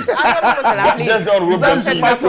I know. In fact, carry your own cross. you see, Carry on. you see, it was not by accident that I made reference to a manifesto being a kind of a policy. I intentionally said that. Because you see, this Commander Sugar Factory emanates from what? An NDC 2012 manifesto. A promise where the president said, look, this is how I want to see the sugar industry. I want us to produce sugar locally. And as part of doing this, I am going to set up what? A sugar factory. That is to revamp the Commander Sugar Factory. That is a policy. That is a policy. And what happens? He practicalizes it by setting up what? The Commander Sugar Factory. I thought that by now, at least, what the president thought of emanating from what? The manifesto, and what he did, by now we should have had what? A framework governing how sugar, whatever is going to be done. But you see, this is what is interesting about this whole debate. So, Yes. Dr. Japo, you mentioned framework, which is key for me, because Sure. in this context, policy could be interpreted to mean It's what it is. That is Exactly. what it is. A policy that it is a goes plan. beyond just It's being a an framework. intent No. It's or an intent. agreed. But that notwithstanding, you see, Abna, you know how this whole thing about the Commander Sugar Factory, it took off or it sparked during the commissioning of the project by the president. Some few. When did he commission it? 30th May. 2 or 3 weeks ago. That was when the debate ignited. But you see, I asked myself, I listened to all the contributions from all the sectors. I asked myself, in 2014, when the president came to commission this project, as a matter of fact, before the loan, cut the sword, before the loan was approved, it came to Parliament. Why didn't we as a people ask all these important questions? Questions relative to, look, you want to do a factory. Why don't you get, what do they call it, the raw materials, get the land prepared, get all these things done. They all provided. Why were these questions not asked? No, they were provided. Answered, but they just had the press Fine. conference, which was needless. Well, I don't want to get there. I don't want to get there, whether it was needless, or not. But you see, Honorable, for me as an ordinary Ghanaian, the question that I ask is, we went and took $35 million loan. We injected 1.5 million. In fact, we are going to take another $24 million as loan to put up this factory. The intent, the irrigation is part of the factory. Is that not it? Yeah. The irrigation is part of the factory. To more or less curtail the import of what? Sugar. Reduce. So we spent 170 Today, million as we speak, are you listening? Today, as we speak, we are contemplating of more or less privatizing some part of ECG. Whether privatizing or whatever it is. We've had a number of government agencies such as Telecom which have been privatized. Why were they privatized? Because they were owned and managed by government and they were not doing well. Who is going to manage the Commander Sugar Factory? That's number one. Okay. How much is it going to cost to produce what? Sugar. In terms of cost of production of sugar relative to sugar import, which one is going to be cheaper? Yeah. You understand what I'm saying? How long is it going to take for this Commander Sugar Factory to produce such that we'll be able to pay the loan and the interest accrued to it? You understand what I'm saying? Beyond that, is this sugar factory well positioned to be able to produce what? The sugar that we are looking for. Look, I think, speaking as an outsider, this whole issue is a political issue because of the timing of the commissioning. It wouldn't have No, been. I'm coming. It's because of the timing of the commissioning. In the sense that, look, you listen to the opposition, philosophically they believe that, look, this project is a good project. We need what? A sugar factory to augment the employment base or whatever it is. But the president is commissioning it at a time that what? The project is not ready. Why is it not ready? No, I'm speaking hypothetically. I'm saying that. No, that's what they said. No, I just said that. Okay, I didn't even listen to the press conference. So what I'm saying is that if at the end of the day, it's the truth. if the president had not commissioned this project at this particular time, maybe there would not have been that much of what noise made about it. But if you ask me as an outsider, I can say, that honestly, I think the project is not ready. Why? I will say why. When I say it's not ready, what I'm saying is that, look, there's been this all analogy that have been made, analogy of radio station, test transmission and stuff like that. Before you start or commission something, it means that that thing is ready. In fact, the test running and all those things. You have done the test run. You have been ready to move. Let me finish. Let me finish. Yes. Please carry on. You come in. I'm still on the floor. You would have made the test run and all those things. So if you ask me, I would say, beyond reasonable doubt, that look, this project is not ready. But no, let me finish. That's from my point. That's from my point. Based on the circumstance and all. But would I fault the president for commissioning it? No. I would not. In the sense that the president made a promise that, look, I'm going to build a sugar factory. In 2012, I've built a sugar factory. This is an election year. I need to get political capital. You understand what I'm saying? There's nothing wrong with it. But if you look at it objectively, I think there are a number of legitimate questions that need to be asked. And I think those questions should have been asked prior to this period. Prior to the commissioning period. How much are we getting out of what? The production of a bag of sugar. What is the cost of production of bag of sugar relative to what? Importing what? A bag of sugar. How long is it going to take for us to pay this loan in addition to what? What do they call it? The interest. Who is going to manage it? Right. You understand? How much is the state going to interfere in the management of this industry, especially when we look at what has been happening within the management of government agencies? I think these are legitimate questions. But in all of this, I hope and pray that the intent, the objective and purpose for which this industry was set, it does not become a white elephant. Sure, very well. I'll take some messages and then Honorable Niti, will you come in to respond? Good morning, Abna. The good work President Mahama is doing. I know he would surely win the elections come November 7.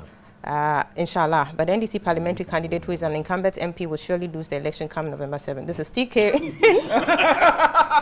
TK in Woolensey. Alukus in Tamale says, please, let me read this. Alukus in Tamale says, for how long will the NDC stop this attitude of rushing projects? This is unacceptable to open up a project with the taxpayers' money and shut it down in the next moment.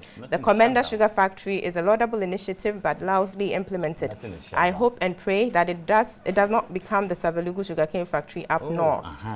Abna, if not John Mahama and his incompetence to the highest level, how can you open a factory today and 2 days' time it's closed?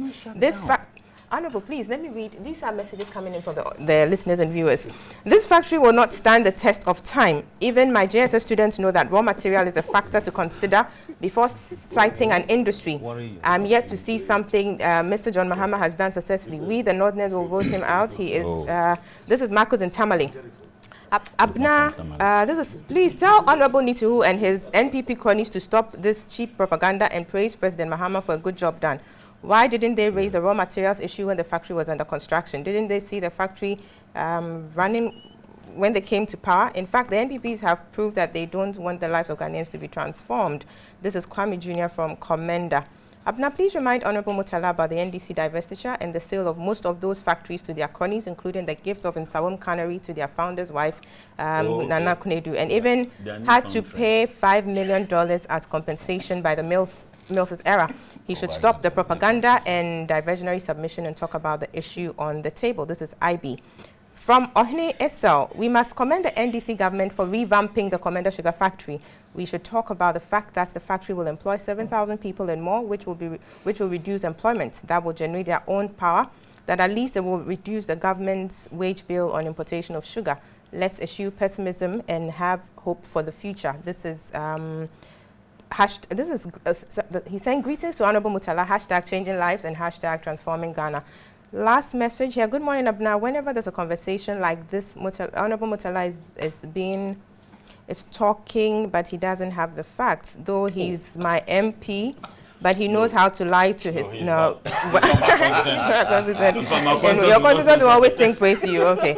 So, well, let me take another one here. He says, Murtala, who collapsed the factory? Isn't it your NDC? The truth is always painful.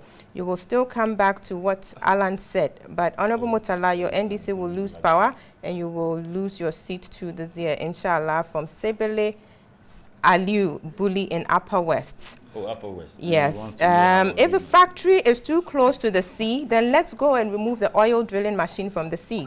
The NPP is confused and has nothing to offer the people of this country. JM, keep the good work you are doing. This is from Ejumera. And Akalifa Augustine for Masantia Kemagogo says, please, Abna, allow Honorable Murtala to make his point. But I think if we cannot get enough sugar cane to feed the factory, then we should import, because Ghana is being... I'm sorry, I couldn't get those last words. So, Honorable Nitu, I have 3 minutes for you. No, I have been sitting down. And Murtala tries to interject everybody, and I've been very quiet. That's how we should. This program must run. Allow him. He's doing it again. That's how this program must run. Yes, I'll be taking time. This is how this program must run. Interject. My dear Abna, Murtala went back even to Kwame Nkrumah to talk about coup d'etats. Please, I beg you. You should be the last party talking about people removing democratic government. You were formed from a party that removed. You follow Northerner. Honorable Murtala. NDC didn't. No, please. But you would have. No, but you also have the time to. You would know. So please leave that one. NDC didn't. Two, you will go and drag Mbuzia into this. Please. Leave him out. You are a member of the Mbuzia Danko tradition, except that you are disowning him. I will not disown once. I think you need to allow your colleague to make his point, but please.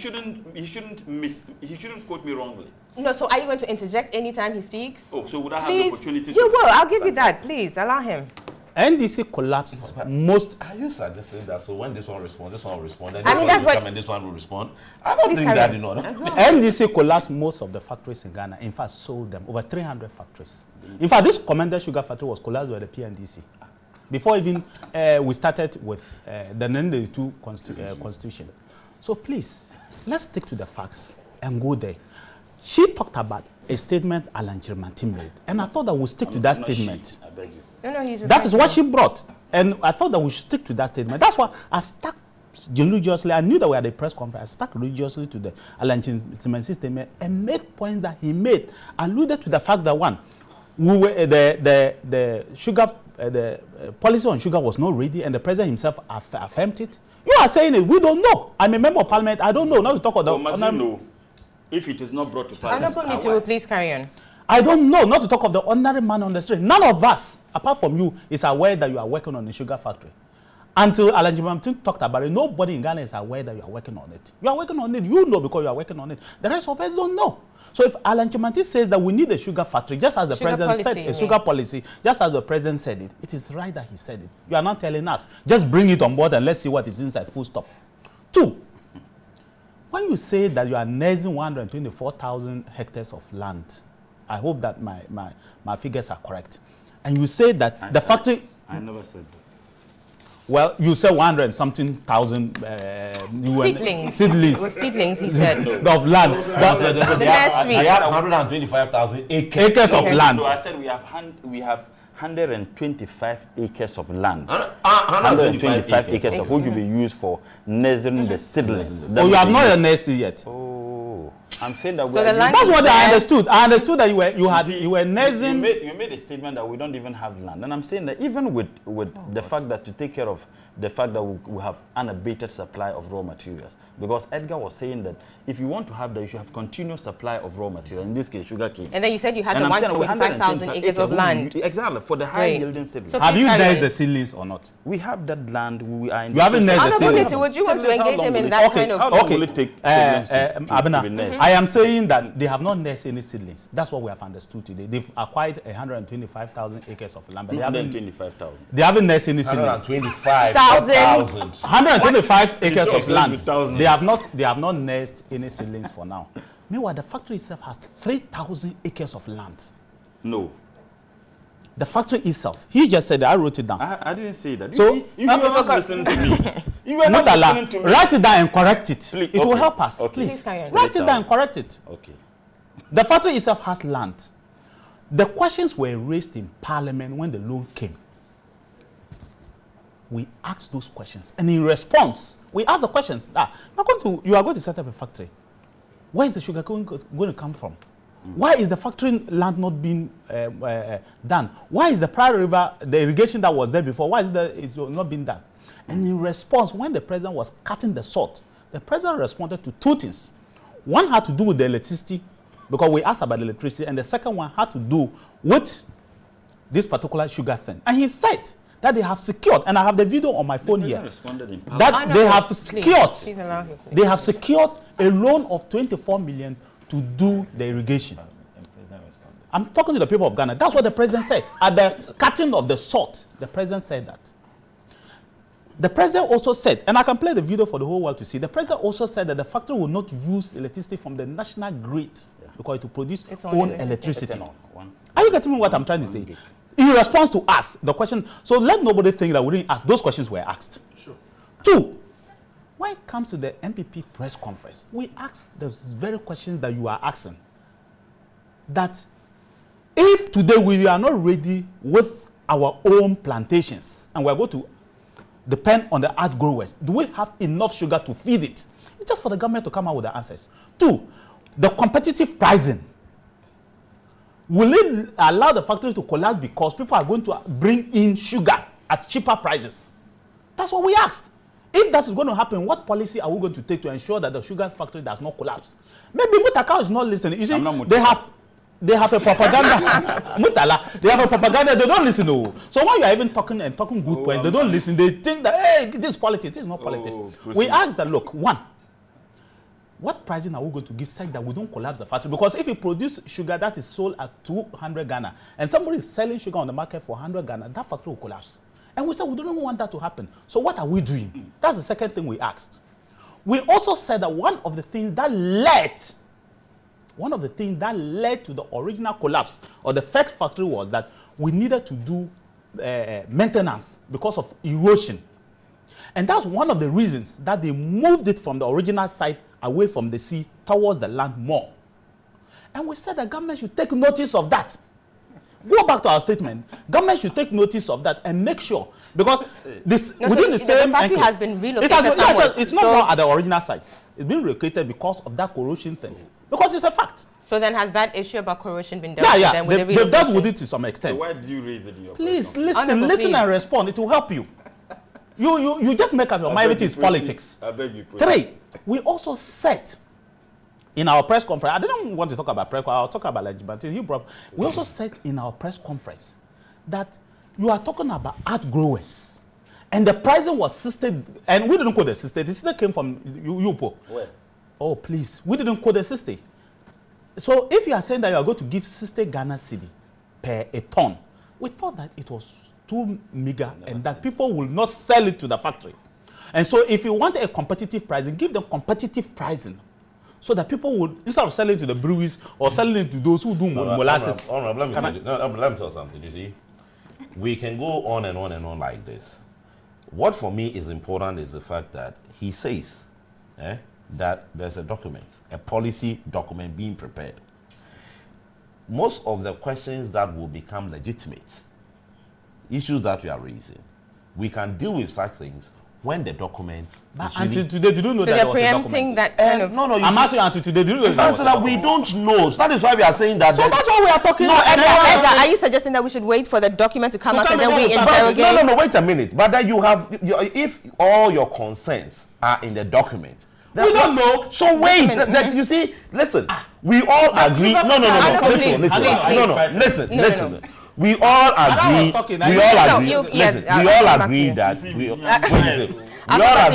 We all agree that there's a need for a policy. Good. And we're saying that the policy, according to Comrade here, the policy is in motion, almost ready to go to cabinet and will be laid before Parliament. Now, all the arguments we are making is neither here nor there. Let's see the policy. If we look at the policy and issues of such things have not been addressed, then of course we can begin to chastise or criticize it. But then you see, when you make you have commissioned, excuse me, you have commissioned a factory and legitimately the people of Ghana will ask questions because you have commissioned it. Look, the last thing we also said, and that's why I said they don't listen. The last thing we also said was that you could have commissioned this factory in October. We're not going to vote before October. We are not even voting in October. So even if it's for politics' sake, you could have commissioned even close to election. That would have maybe even helped you more. Because we said that by the time that you were commissioned in October, maybe the sugar would have been ready. Maybe what you were planting would have been ready. So we said that if you really, it was about, why did you rush to commission it? Then the test round he is talking about is even worse. It makes his case worse. Wow. When you want to commission a factory, it means you are ready for production. Oh. You will normally, do what we call test round before. I think, Honorable, I think we've said all of that. So we are addressing the policy document. No, for the policy document, he is not telling us. And until it comes in Parliament, we normally say it's alien to us. If it has not come to Parliament for us, we don't know anything about it. Let it come to Parliament. So when it comes, then he is talking about policy document until it comes out to the people of Ghana for us to see. It is alien to the people of Ghana. We don't want to talk about that. Very well. This is NewDay Saturday edition. Just before the break, we were looking at the Commander Sugar Factory and the sugar policy that is being advocated. I will be taking some messages, and then Honorable Mutala, you come into briefly to respond to Honorable Nituwu. This is coming from Seth in Hoho. He says, until NDC government begins to detach itself from propaganda on critical national issues, this country will not progress. The NDC government has caused severe frustration. Honorable, please let me read this. NDC government has caused severe frustration and widespread despondency among the good people of Ghana as a result of their unflinching taste of propaganda instead of being realistic on national matters. A good Commander Sugar Factory has fallen flat on its face due to propaganda politics. The media houses must help Ghanaians to know the truth about the sugar factory by visiting the site to bring us live coverage. We are fed up with the partisan politics on the issue. This is Tony Nunu from Shama. NPP should give us a break. What was the shutdown for? Was it due to lack of raw materials, equipment failure, power shortage to the plant, or what? We are tired of their untruths. We, the people of Commander, are happy for the government. The Commander Sugar Factory is now a corporate entity with the government as the sole shareholder. But who are the management members? Why should government officials and NDC communicators be the ones speaking on the operations of the factory? Who is the corporate communications manager, and where is that person? Where is the MD? This is Nana and Pasu Essel, the second of Asamase number 2. From Ohini Essel, he says the NPP are fond of propagating lies probably because they need power. Is it because the NDC government that has revamped the sugar factory that will create employment and bring monies into people's pockets? The people in Commander have seen it, they have heard it, and they will benefit directly from the factory. It's a feather in the cap for the NDC government. Let's avoid pessimism and have hope for a better future. Change is happening. Oliver Jan from Pokwas is saying, Abna, good morning. The truth of the matter is we were told by the government officials that the factory was going to be shut down for maintenance work. But when the general public and the minority started criticizing them, they quickly went around looking for sugarcane to keep the factory running. They thought the NPP was making political gain out of it, but they should try and listen to Alan Chamating and Pakwesi Ndum. I think they are making some sense. Relevant concern on this sugar factory should be talked about without waiting for the sugar policy, because this policy should have been available already. This government has been constructing facilities without proper studies. Look at the difficulties the students are facing in their Tamils school, the affordable housing that cannot be afforded, etc. Good morning, Abna. In fact, I'm proud of Honorable Mutala. I wish he is the MP at Willency constituency. Okay, so at this point, I will let Rita, you remember somebody said it down. Please. Mutala, we have 6 minutes, and I will spread that for all. So please, to the next topic. Yes. Very quickly, we have never said anywhere that we were paying 60 Ghana cedis. So for Honorable Nituwul to say that the raise that is replaced, that they got it from us, he should tell. Maybe they got it from Kosomokaya or Jupiter. The other issue is that he said that Parliament asked questions. Interestingly, and the President responded. President doesn't respond to questions asked in Parliament. Someone asked, Edgar asked, and Doctor, why is it that those questions were not asked? And I said, we asked those questions. And the President responded. That is not what the people who are watching want to. The people who are watching want to hear what was the response by the ministry, the very people who laid that particular bill, who brought that particular loan agreement to Parliament. And I'm saying that those questions were asked. The very answers I am giving here were the answers that were given. Yet you went ahead to hold a press conference. But he has failed to also indicate that in their press conference they said because the factory is closer to a sea, it has a problem. He hasn't said that. He has also failed to indicate that in the press conference they said, asking people to engage in sugarcane plantation, you are denying them of other crop production. He has failed to mention that. He has also failed to mention that this factory is a factory that government rushed into commission. Why? We have indicated time and again that this is the plan. There are times that you don't have sugarcane, and I said this, Brazil and India, they don't produce sugarcane all year round. And that is why even if there is going to be a halt in production, that is what happens everywhere in those big countries who are the 2 largest producing sugar countries in the world. So if the ministry says that, look, after this particular time, within this time, there's not going to be sugarcane, what is wrong with that? But in any case, we have indicated time and again what we intended to do. And the 3,000 acres, I never said that. We said the 3,000 acres is what we are targeting. That will be used for the 24 million Exim Bank loan. The 24 million Exim Bank loan is targeting 3,000 acres of land. And in fact, it will not only be limited to the Commander, even certain parts in Western region. By the way, there is already a work that is being done by Pricewaterhouse about management of that factory. And contrary to the view that many people have held out there, it is not something that is going to be managed by the ministry or government. of course, it is going to be managed in tandem with other private entity. And I think the Pricewaterhouse have been given that work. They're doing some work on it to see how best they can have private entities who would have a role to play in terms of the management of the factory. With regards to how the loan is going to be paid, 60% of the revenue that is generated from the factory is going to be used to service the loan.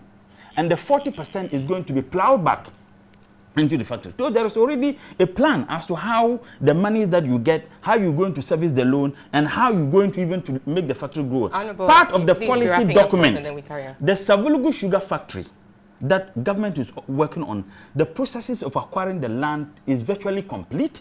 That government wants to do that because what this factory is going to produce is going to be about 1/14 of the total sugar consumption. The sugar that we import into this country is not only for domestic use. The pharmaceutical companies also use huge quantities of sugar. And that is why government has directed some resources to selected pharmaceutical companies so that they can expand, produce the goods, so that we can have enough production of pharmaceutical products for domestic consumption and for export. Because every year, we spend almost $1 billion or more in the importation of pharmaceutical product, poultry product. And by the way, last 2 years, we had a surge in the production of local rice by 60% and a reduction in the importation of foreign rice by 40%. That for me is monumental and that is visionary. Very well. Edgar. Well, as I said, we are still speaking on this. Yes, we're wrapping up on this. As I said, in my view, right, as for questions, we can always ask questions, and those questions will be legitimate because they are things you are seeing clearly on the ground. But not until a document is out. I think we'll be doing some exercise in futility because it's like, whilst the man is preparing the thing, you two are also sitting somewhere and then making noise. It finally comes out and you realize that all the noise you're making did not mean anything. Or maybe what we are saying would be incorporated. Fine. The most important thing is that it's when it is out, that is when you are able to see whether all the T's have been crossed and all the I's have been dotted. Not until it's out, you know. But then that reminds me, you asked the question about the flood report. That is the, yes. The report has been out long ago. That is it, the Justice Dossier's committee or a commission, whatever it is. But the problem is why it has not officially come out is because the government has not put a white paper on it. And you know that is one of the normal practices. The government must put a white paper on it before it comes out publicly. But the report has been ready ever since they finished that sort of thing. Very well. Doc. Well, I mean, I don't know what else I'm going to say about it. I mean, yeah, I've made my point. A number of questions for most Ghanaians still need to be answered. And I listened to the Deputy Minister speak to some of the issues. But I think, at the end of the day, as I said, look, as Ghanaians, we wish we get more and more of these factories. Because from all indication, our manufacturing sector seems to be going down. And it's gone. It's well, that's what it is. So, if you have a party that is trying to revamp that sector, I think it's commendable. But there needs to be what I call value for money, and these projects need to be sustainable. Sustainable in the sense that we live in a global competitive environment where what you produce here can be produced 100 times cheaper.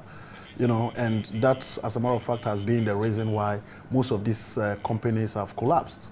So I do not want to see these companies revamped for political reasons, but there should be economic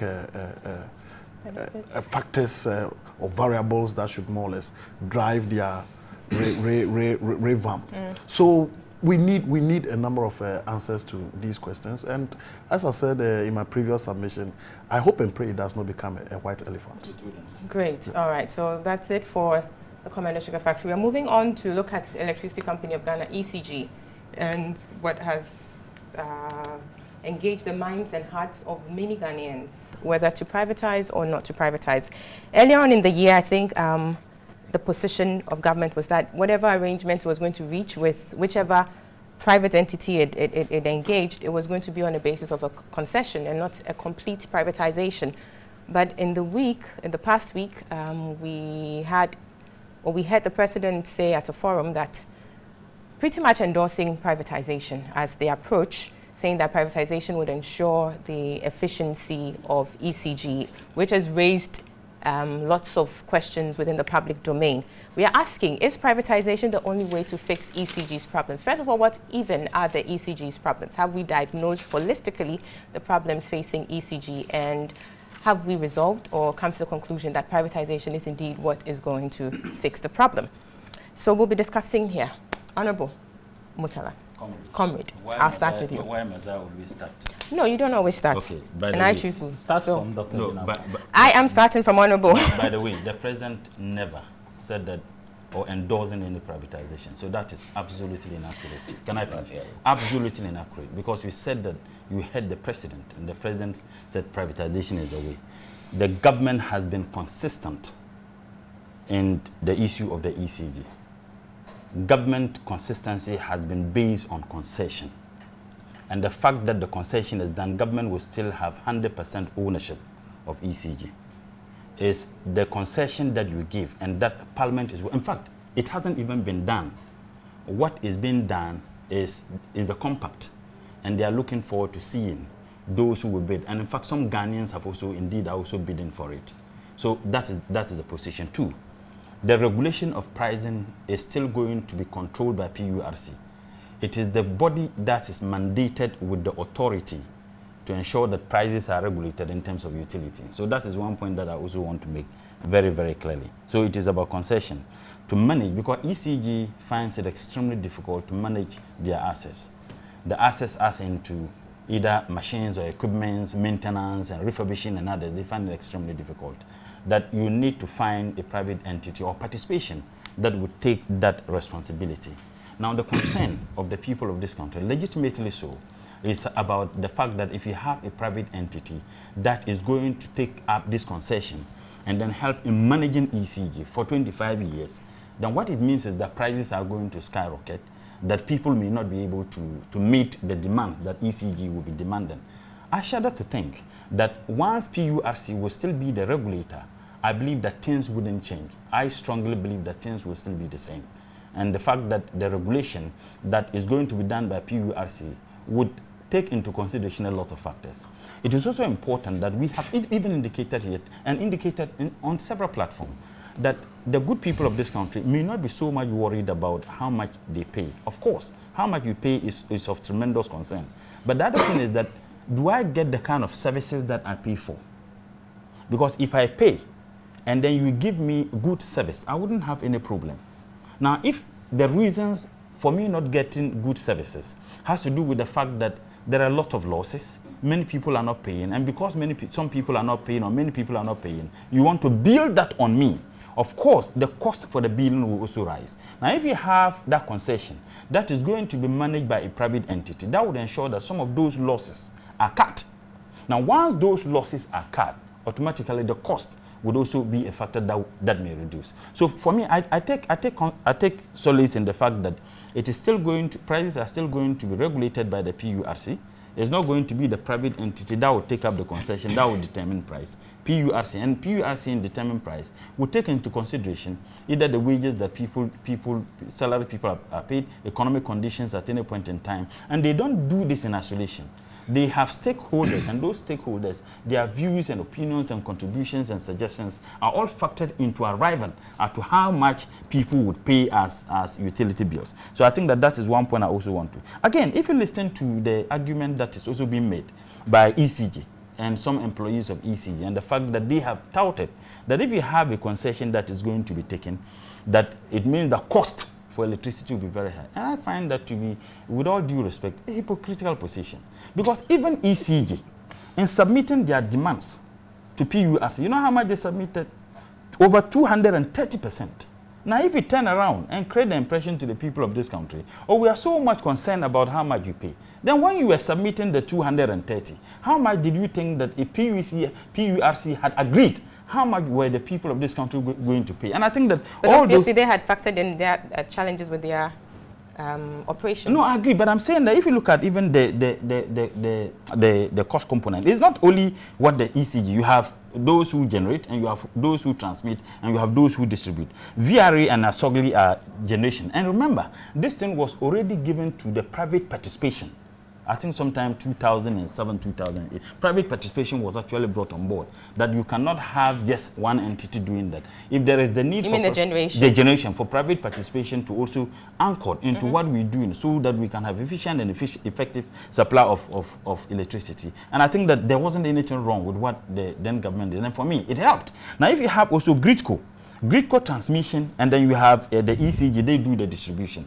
And now, if you do the distribution, and we are being told that there are a lot of people are not paying, we are also being told that there are a lot of losses because there are people who are not even paying. The losses are in two components. We have the technical losses and we have the commercial losses. All sum up is about 23%. And the technical losses are losses that are generated through transmission. And the commercial losses are losses that either people are not paying or people have illegal connections and others. I think that if there is the need for some private participation, one, that would ensure that people don't pay abnormal rates. And that will ensure that the PURC still does what it does in terms of taking I like that, if the PRC still does what it does, because I think that's the apprehension people may have, which is, I mean, comparing it to what happened in the oil sector, where there's the deregulation now. No, but PURC have no powers to do anything outside what they are supposed to do by law. It is a regulator, and it's law. There's a law that clothes them with the authority to regulate. And in fact, part of the processes are that they don't just come out and say that we think the fixed prices are this. The PURC work consistently with labor unions. They work with other stakeholders who are involved in this. Consumers' interests and everything are brought on board. So to allay the fear of people, the PURC would still be the regulator. If the PURC was not a regulator, if indeed whatever agreement or contract that government is going to enter into or concession that is going to be given out, that would deny the PURC the authority of being a regulator, I think that all would of us would have been exactly. Exactly. But the other thing that we also need to look at has to do with the fact that even with the PURC playing the role of a regulator, they don't just take decisions. PURC cannot just say that, oh, I want you to reduce this, I want you to increase this. All those things are still going to be factored into. And for me, if you ask me, I would say that, and by the way, I have list. I pay my electricity bills. I pay my water bills. As you should do. Yes, well, I should do. So we all feel it because we hear people say, oh, ministers and deputy ministers, we pay. And we would feel it like any other person would feel it. And as someone who pays, I may have problems with how much I pay. Particularly when people are overbilled. Absolutely unacceptable. Very well. The systems must be such that there can't be errors in terms of overbilling, such that when you are paying this amount of money and then they said, oh, okay, it's because of system failure or our systems could not do, there shouldn't be any justification or sheer inefficiencies. Yes. Dr. Jinapo, ECG and privatization or not privatized. You're starting with me now. All right. It's interesting. You see, Abna, this issue about ECG is something that I think as a people, we've not been given the opportunity to interrogate it well. Interrogate it well in the sense that when you ask Honorable Murtala whether ECG is being privatized, he said no. It's concession. Yeah. Is that not it? And it's not just him. Almost every government appointee or anybody in government have stated that it's a concession. And I think, for me, the word concession seems to be a new terminology that has come into, I mean, within the spectrum of of course. No, but the Google concession. But it's a technical term. It's a technical term, and if you're using it, you need to interpret it technically. Yeah, but let me explain concession here. I mean, it's very important. It's a definition for concession. Listen, a concession or a concession as an agreement is a grant of rights, land or property by which government, local authority, corporation, individual, or other legal entity. It goes further to say that what a public service such as water may be operated as a concession. In the case of a public service concession, a private company enters into an agreement with the government to have exclusive right with emphasis to operate, maintain, and carry out investments in the public utility, such as water privatization. So what it means is that when there's a concession, such as water, or even my house. Privatization. My house. It's leased. That's what it is. But then it doesn't It's confer leased. ownership of assets. No. And it says that You what? have the license to operate. You as operate it were. it as you want to. You understand what I'm saying? You operate it. If I lease, if I get into a concession with you, Abna, he says that what? Under a management contract, the operator will collect the revenue only on behalf of the government and will in turn be paid an agreed what? Fee. Right. You understand what I'm saying? So what it means is that in the case of ECG, by the concession, government is going to lease a certain portion of ECG to, let's say, Mutala industry. Mutala. No. Let's.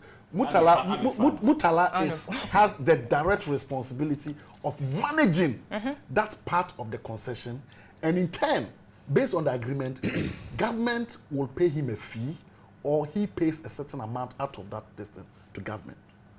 The reason why I raise this is this. You remember recently there was this demonstration by workers of ECG over this issue. Yeah. I think the contention for me and for most people has been people going to be laid off. That's the contention. 2, the contention has been who is going to regulate in terms of how much is being charged based on the definition. I think there's something that is still not explained. Let me finish. There's something that is not explained there, Abana, in the sense that if it says that, look, I've leased this thing to you, or I've given it to you to manage, and you have extreme exclusive responsibility in managing it, I shall have to say that it will be very difficult for PURC to what? To more or less regulate how much is being paid. That's it. That notwithstanding. Let me finish. That notwithstanding. You see, the point is this, Abana. The reality on the ground is that it looks as if for the past 4 or 5 years, our electricity or energy sector have been bedeviled with a number of challenges. You remember the Doomsaw era? I mean, Doomsaw relatively, I mean, it's changed a little bit. But the reality on the ground is that we've been in some trying times over the past years. Government has done some investment to a reasonable extent remedy the situation. But as we speak now, the situation is not remedied.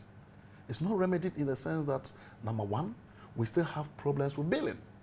If you remember the PRC fiat and all those things, I happen to be a victim. 4 months, I received a bill of about 7,000 Ghana. Yeah, 4 months. I go to ECG to check. You realize that there is a discrepancy. A certain month you are charged 210 Ghana, a certain month you are charged 2,000. You understand what I'm saying? So there's a problem.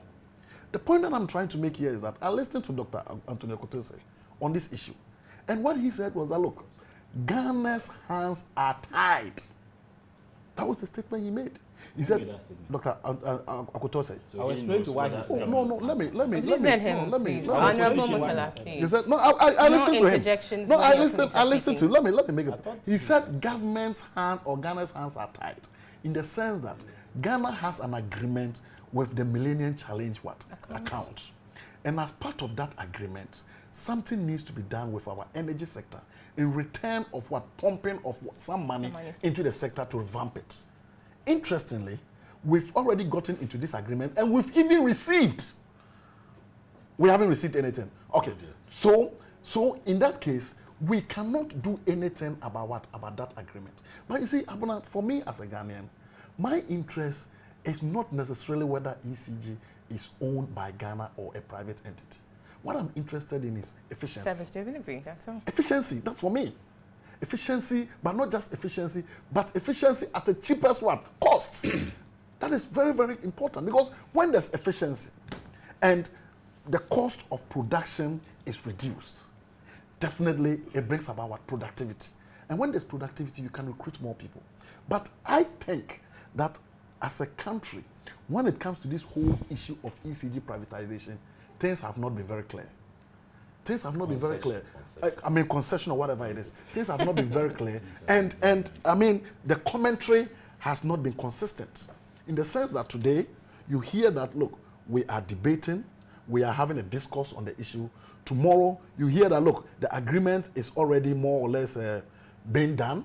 I mean, another time, you hear that, look, at the end of the day, it is not privatization, it is not it is concession. Then, in another area, people's input are being sought.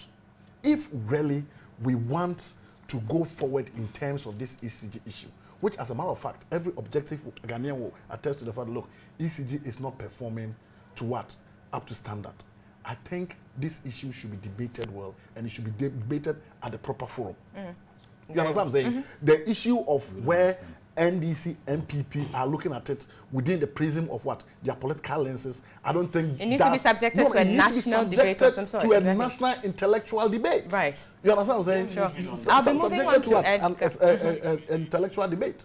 And based on that, I think the good of this country should be paramount in this discourse. I rest my case. Very well. Edgar, the problems with ECG, I am looking at it from this point of view. The ECG has been dealt with a number of issues, so it's inefficient, yes. Which part of the ECG's functions is being hived off, if you like, to this private entity? For which reason we are going to say, when they come in, yes, then we guarantee that the efficiency issues will be dealt with. Perhaps it needs to be said. I am looking at it, the right diagnosis of the issue will lead us to the right solutions. And then we are assured that indeed, yes, then we are dealing with the efficiency question. Well, let's first of all look at it from this way. ECG is said to be inefficient. What is it that has made ECG inefficient? What is it that is making ECG not meet whatever is expected of them by way of their own mission statements Mandates, or visions, whatever it is? We are in this country and we have the executive president. And there are certain things that he does without necessarily having to consult with the people who put him there. We are talking about a certain compact. How did the compact come about? It's all as a result of the doomsday situation we found ourselves in. And then some relief came from the United States government that we can make available a certain compact to you so that you can, the General Electrics or whatever it is, to come and revamp your energy sector, build you new, thermal plants and all that sort of thing. So then the next thing is that as part of the compact, inside there is a clause that says that you would have to, whether, as we are debating whether it is privatization or it is concession, if you are debating it, it says that something must come in there. Private sector participation. Exactly. And the question that arises is, if you ask the people, talks about, they say distribution. When you're talking about distribution, you say certain losses that are being incurred, their inability to collect certain bills and what have you. We were in this country, was it sometime last year, that there was a problem between the power ministry and then the energy, power ministry and the, how do you call it, education ministry, where the power ministry was the universities or the polytechnics or what have you, if they were not paying for their electricity bills, they should be cut off. And then the Minister for Education also comes to say that no, they have agreed in Parliament that they shouldn't cut them off, and all that sort of banter was going on. So at the end of it, if a bill is accrued in that direction, would you come and say it is the inefficiency of ECG? So how much that bill has accumulated to? Because if ECG had that amount of money, the kind of job they would have been doing or they would have done with that, we would not say that they are being inefficient today. So it is the same thing happening that you don't cut the hospitals, you don't do this. But then they are still using power. Who pays for it? Who pays for it? Just as at a point in time, they owed the ministries and some departments, they said they owed about 500 and something million. Then somebody also came up to say that because we also invested so much in you, so all kinds of things. And today we get up and say that they are being inefficient, right? Inefficient. if you are talking about line losses, you are talking about a technical situation here which needs to be corrected. And that technical thing that needs to be corrected is what? Money.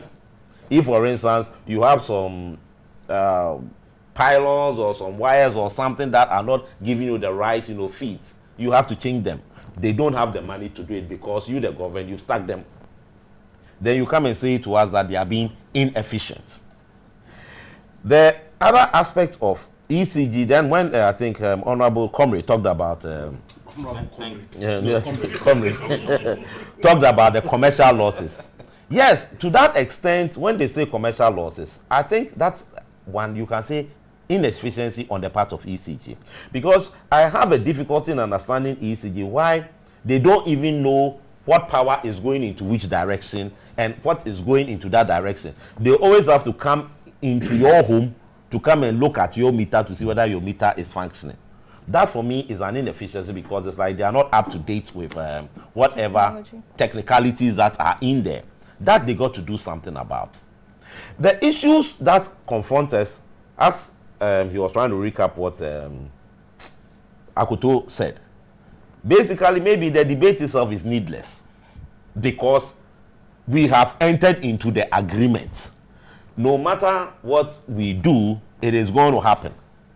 But there are issues that we need to address seriously relating to whether people are going to be laid off or not. I think that for me is what is important because as for the concessionaire, it will happen.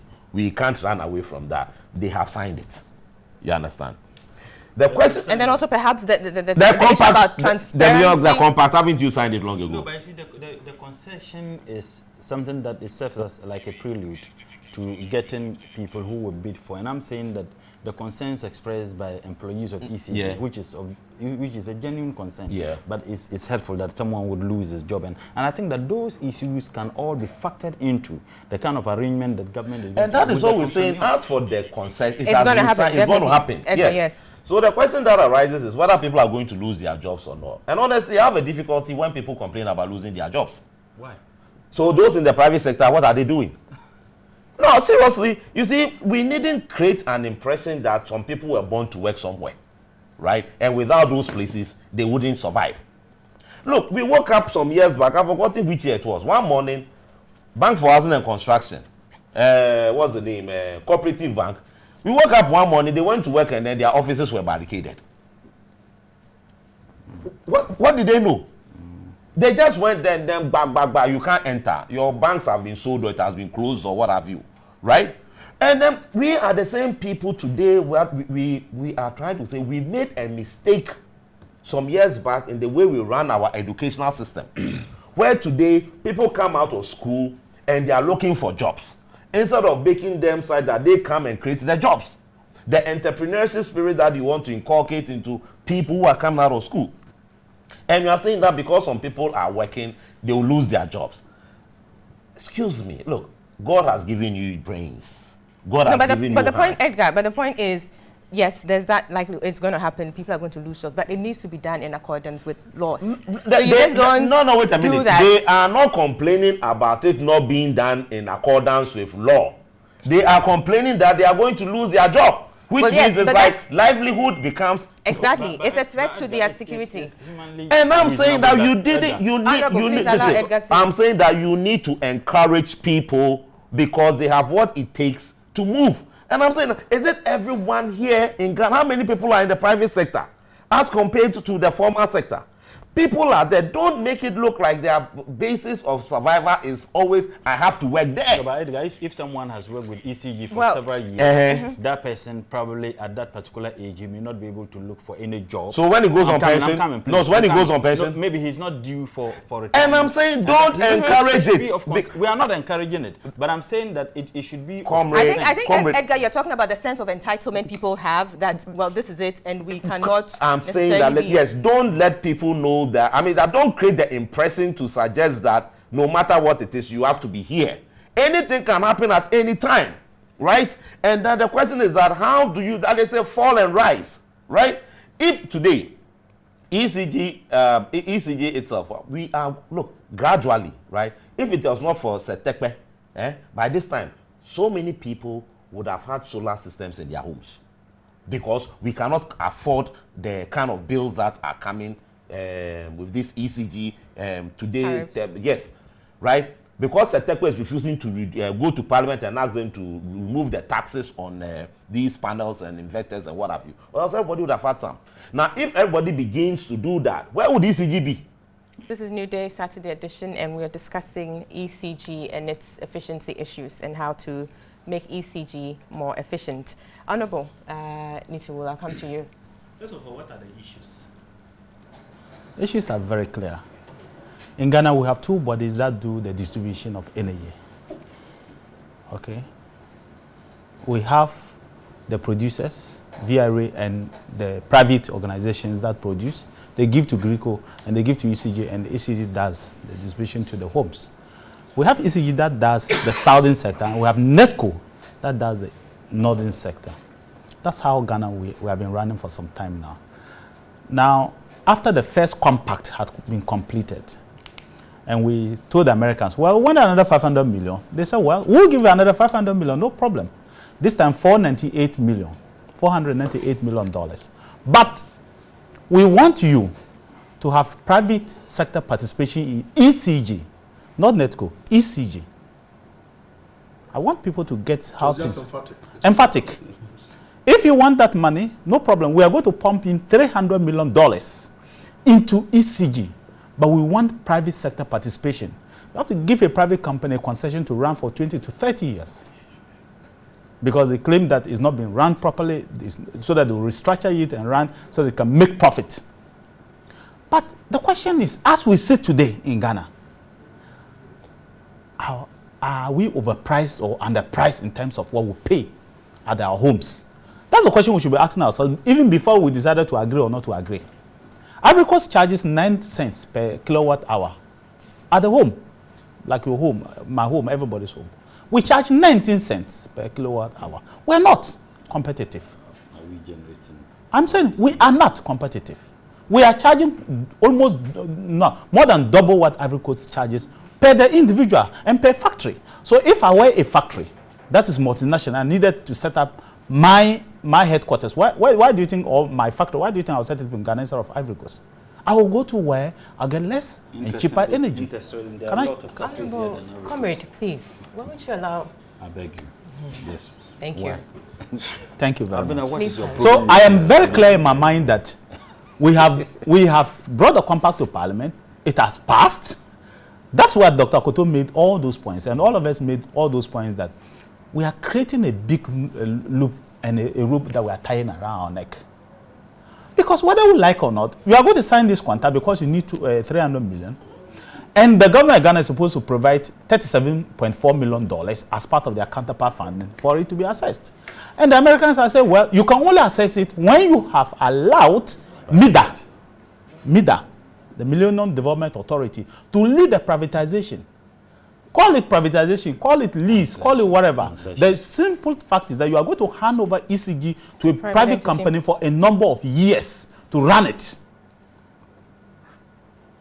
That's how it is. So MIDA will do that, then they release the money to you and pump in that 300 million into ECG. You see, the difficulty I have with that arrangement is that if the Americans had pumped it and given it to Ghanaians to run, maybe we could have run it more efficiently. No. But now you are pumping it and giving it to a private sector. Our money, our resources, the MIDA wants to, it's a grant that the Americans want to give to us. They say, no, we're not going to give you that grant unless we'll give you that grant, 300 million, we'll pump it into ECG, but we'll not hand over to you Ghanaians, we'll hand over to a private sector to run. Because we don't trust that you can run efficiently. I don't know whether you are getting the whole thing. The Americans have their money. They say, well, we'll pump in 300 million into your account, but we won't give them that thing to you to Ghanaians to run because you can't run efficiently. We want a private company to run. And the government says, yes, we have agreed. And that's what has happened. Yeah. It's as simple as that. Finito. But before then, you should also pay your indebtedness. I'm right? coming. Yes, the government has to pay all the indebtedness of over $600 million and that kind. So all that I'm saying clearly is that two things will happen. If we don't want ECG, private sector participation to be done, then we don't need the compact money. Once we decide that we're looking for the compact money, then that's what the Americans are saying. You take it or leave it. Pay your debt, we'll put 300 million into it, and that. But the question is, if we had $600 million to raise and pay the debt, why can't we put it into and hand it back to Ghanaians? Do you know the reason? I'm coming. Why couldn't we have done that? But we are not doing it. We have agreed to pay 600 million. They only put 300 million and collect it and give it to. Trust me, it will be an American company. Take it or leave it. It will be an American company. We'll hand it over, but they are for profits. That's why I'm already scared that this 19 cents will escalate to over this, and that we are doing it for half of the country. The other half of the country, we are not doing it, and that is the problem that is going to come. Thirdly, Then we'll go to the other half. I'm coming. Thirdly, and more importantly, the whole issue has to do with the NDC as a government. What is your policy on private sector participation? Because when the MPP decided to sell off some shares in Vodafone, they took the case to court. And took 5,000. Can I finish? Please, please, stop that. no, but Please, Please, somebody can take you to court on your this. Parliament said that every. That's spoiling the program. Honorable Mutala, please allow. That's spoiling the program. NDC I am saying that. He brought my I'm saying that back you are in government. When MPP was doing privatization of the phone, this Vodafone thing, they took the matter to court. As was it, the case is still in court. PNC, CPP, NDC took the case to court. I heard one of them say that I regret opposing the privatization of Vodafone. You are about in Jan. I read it. Where did Look at your former organizer. Yes. Where? 2. NDC was the It's same there. people.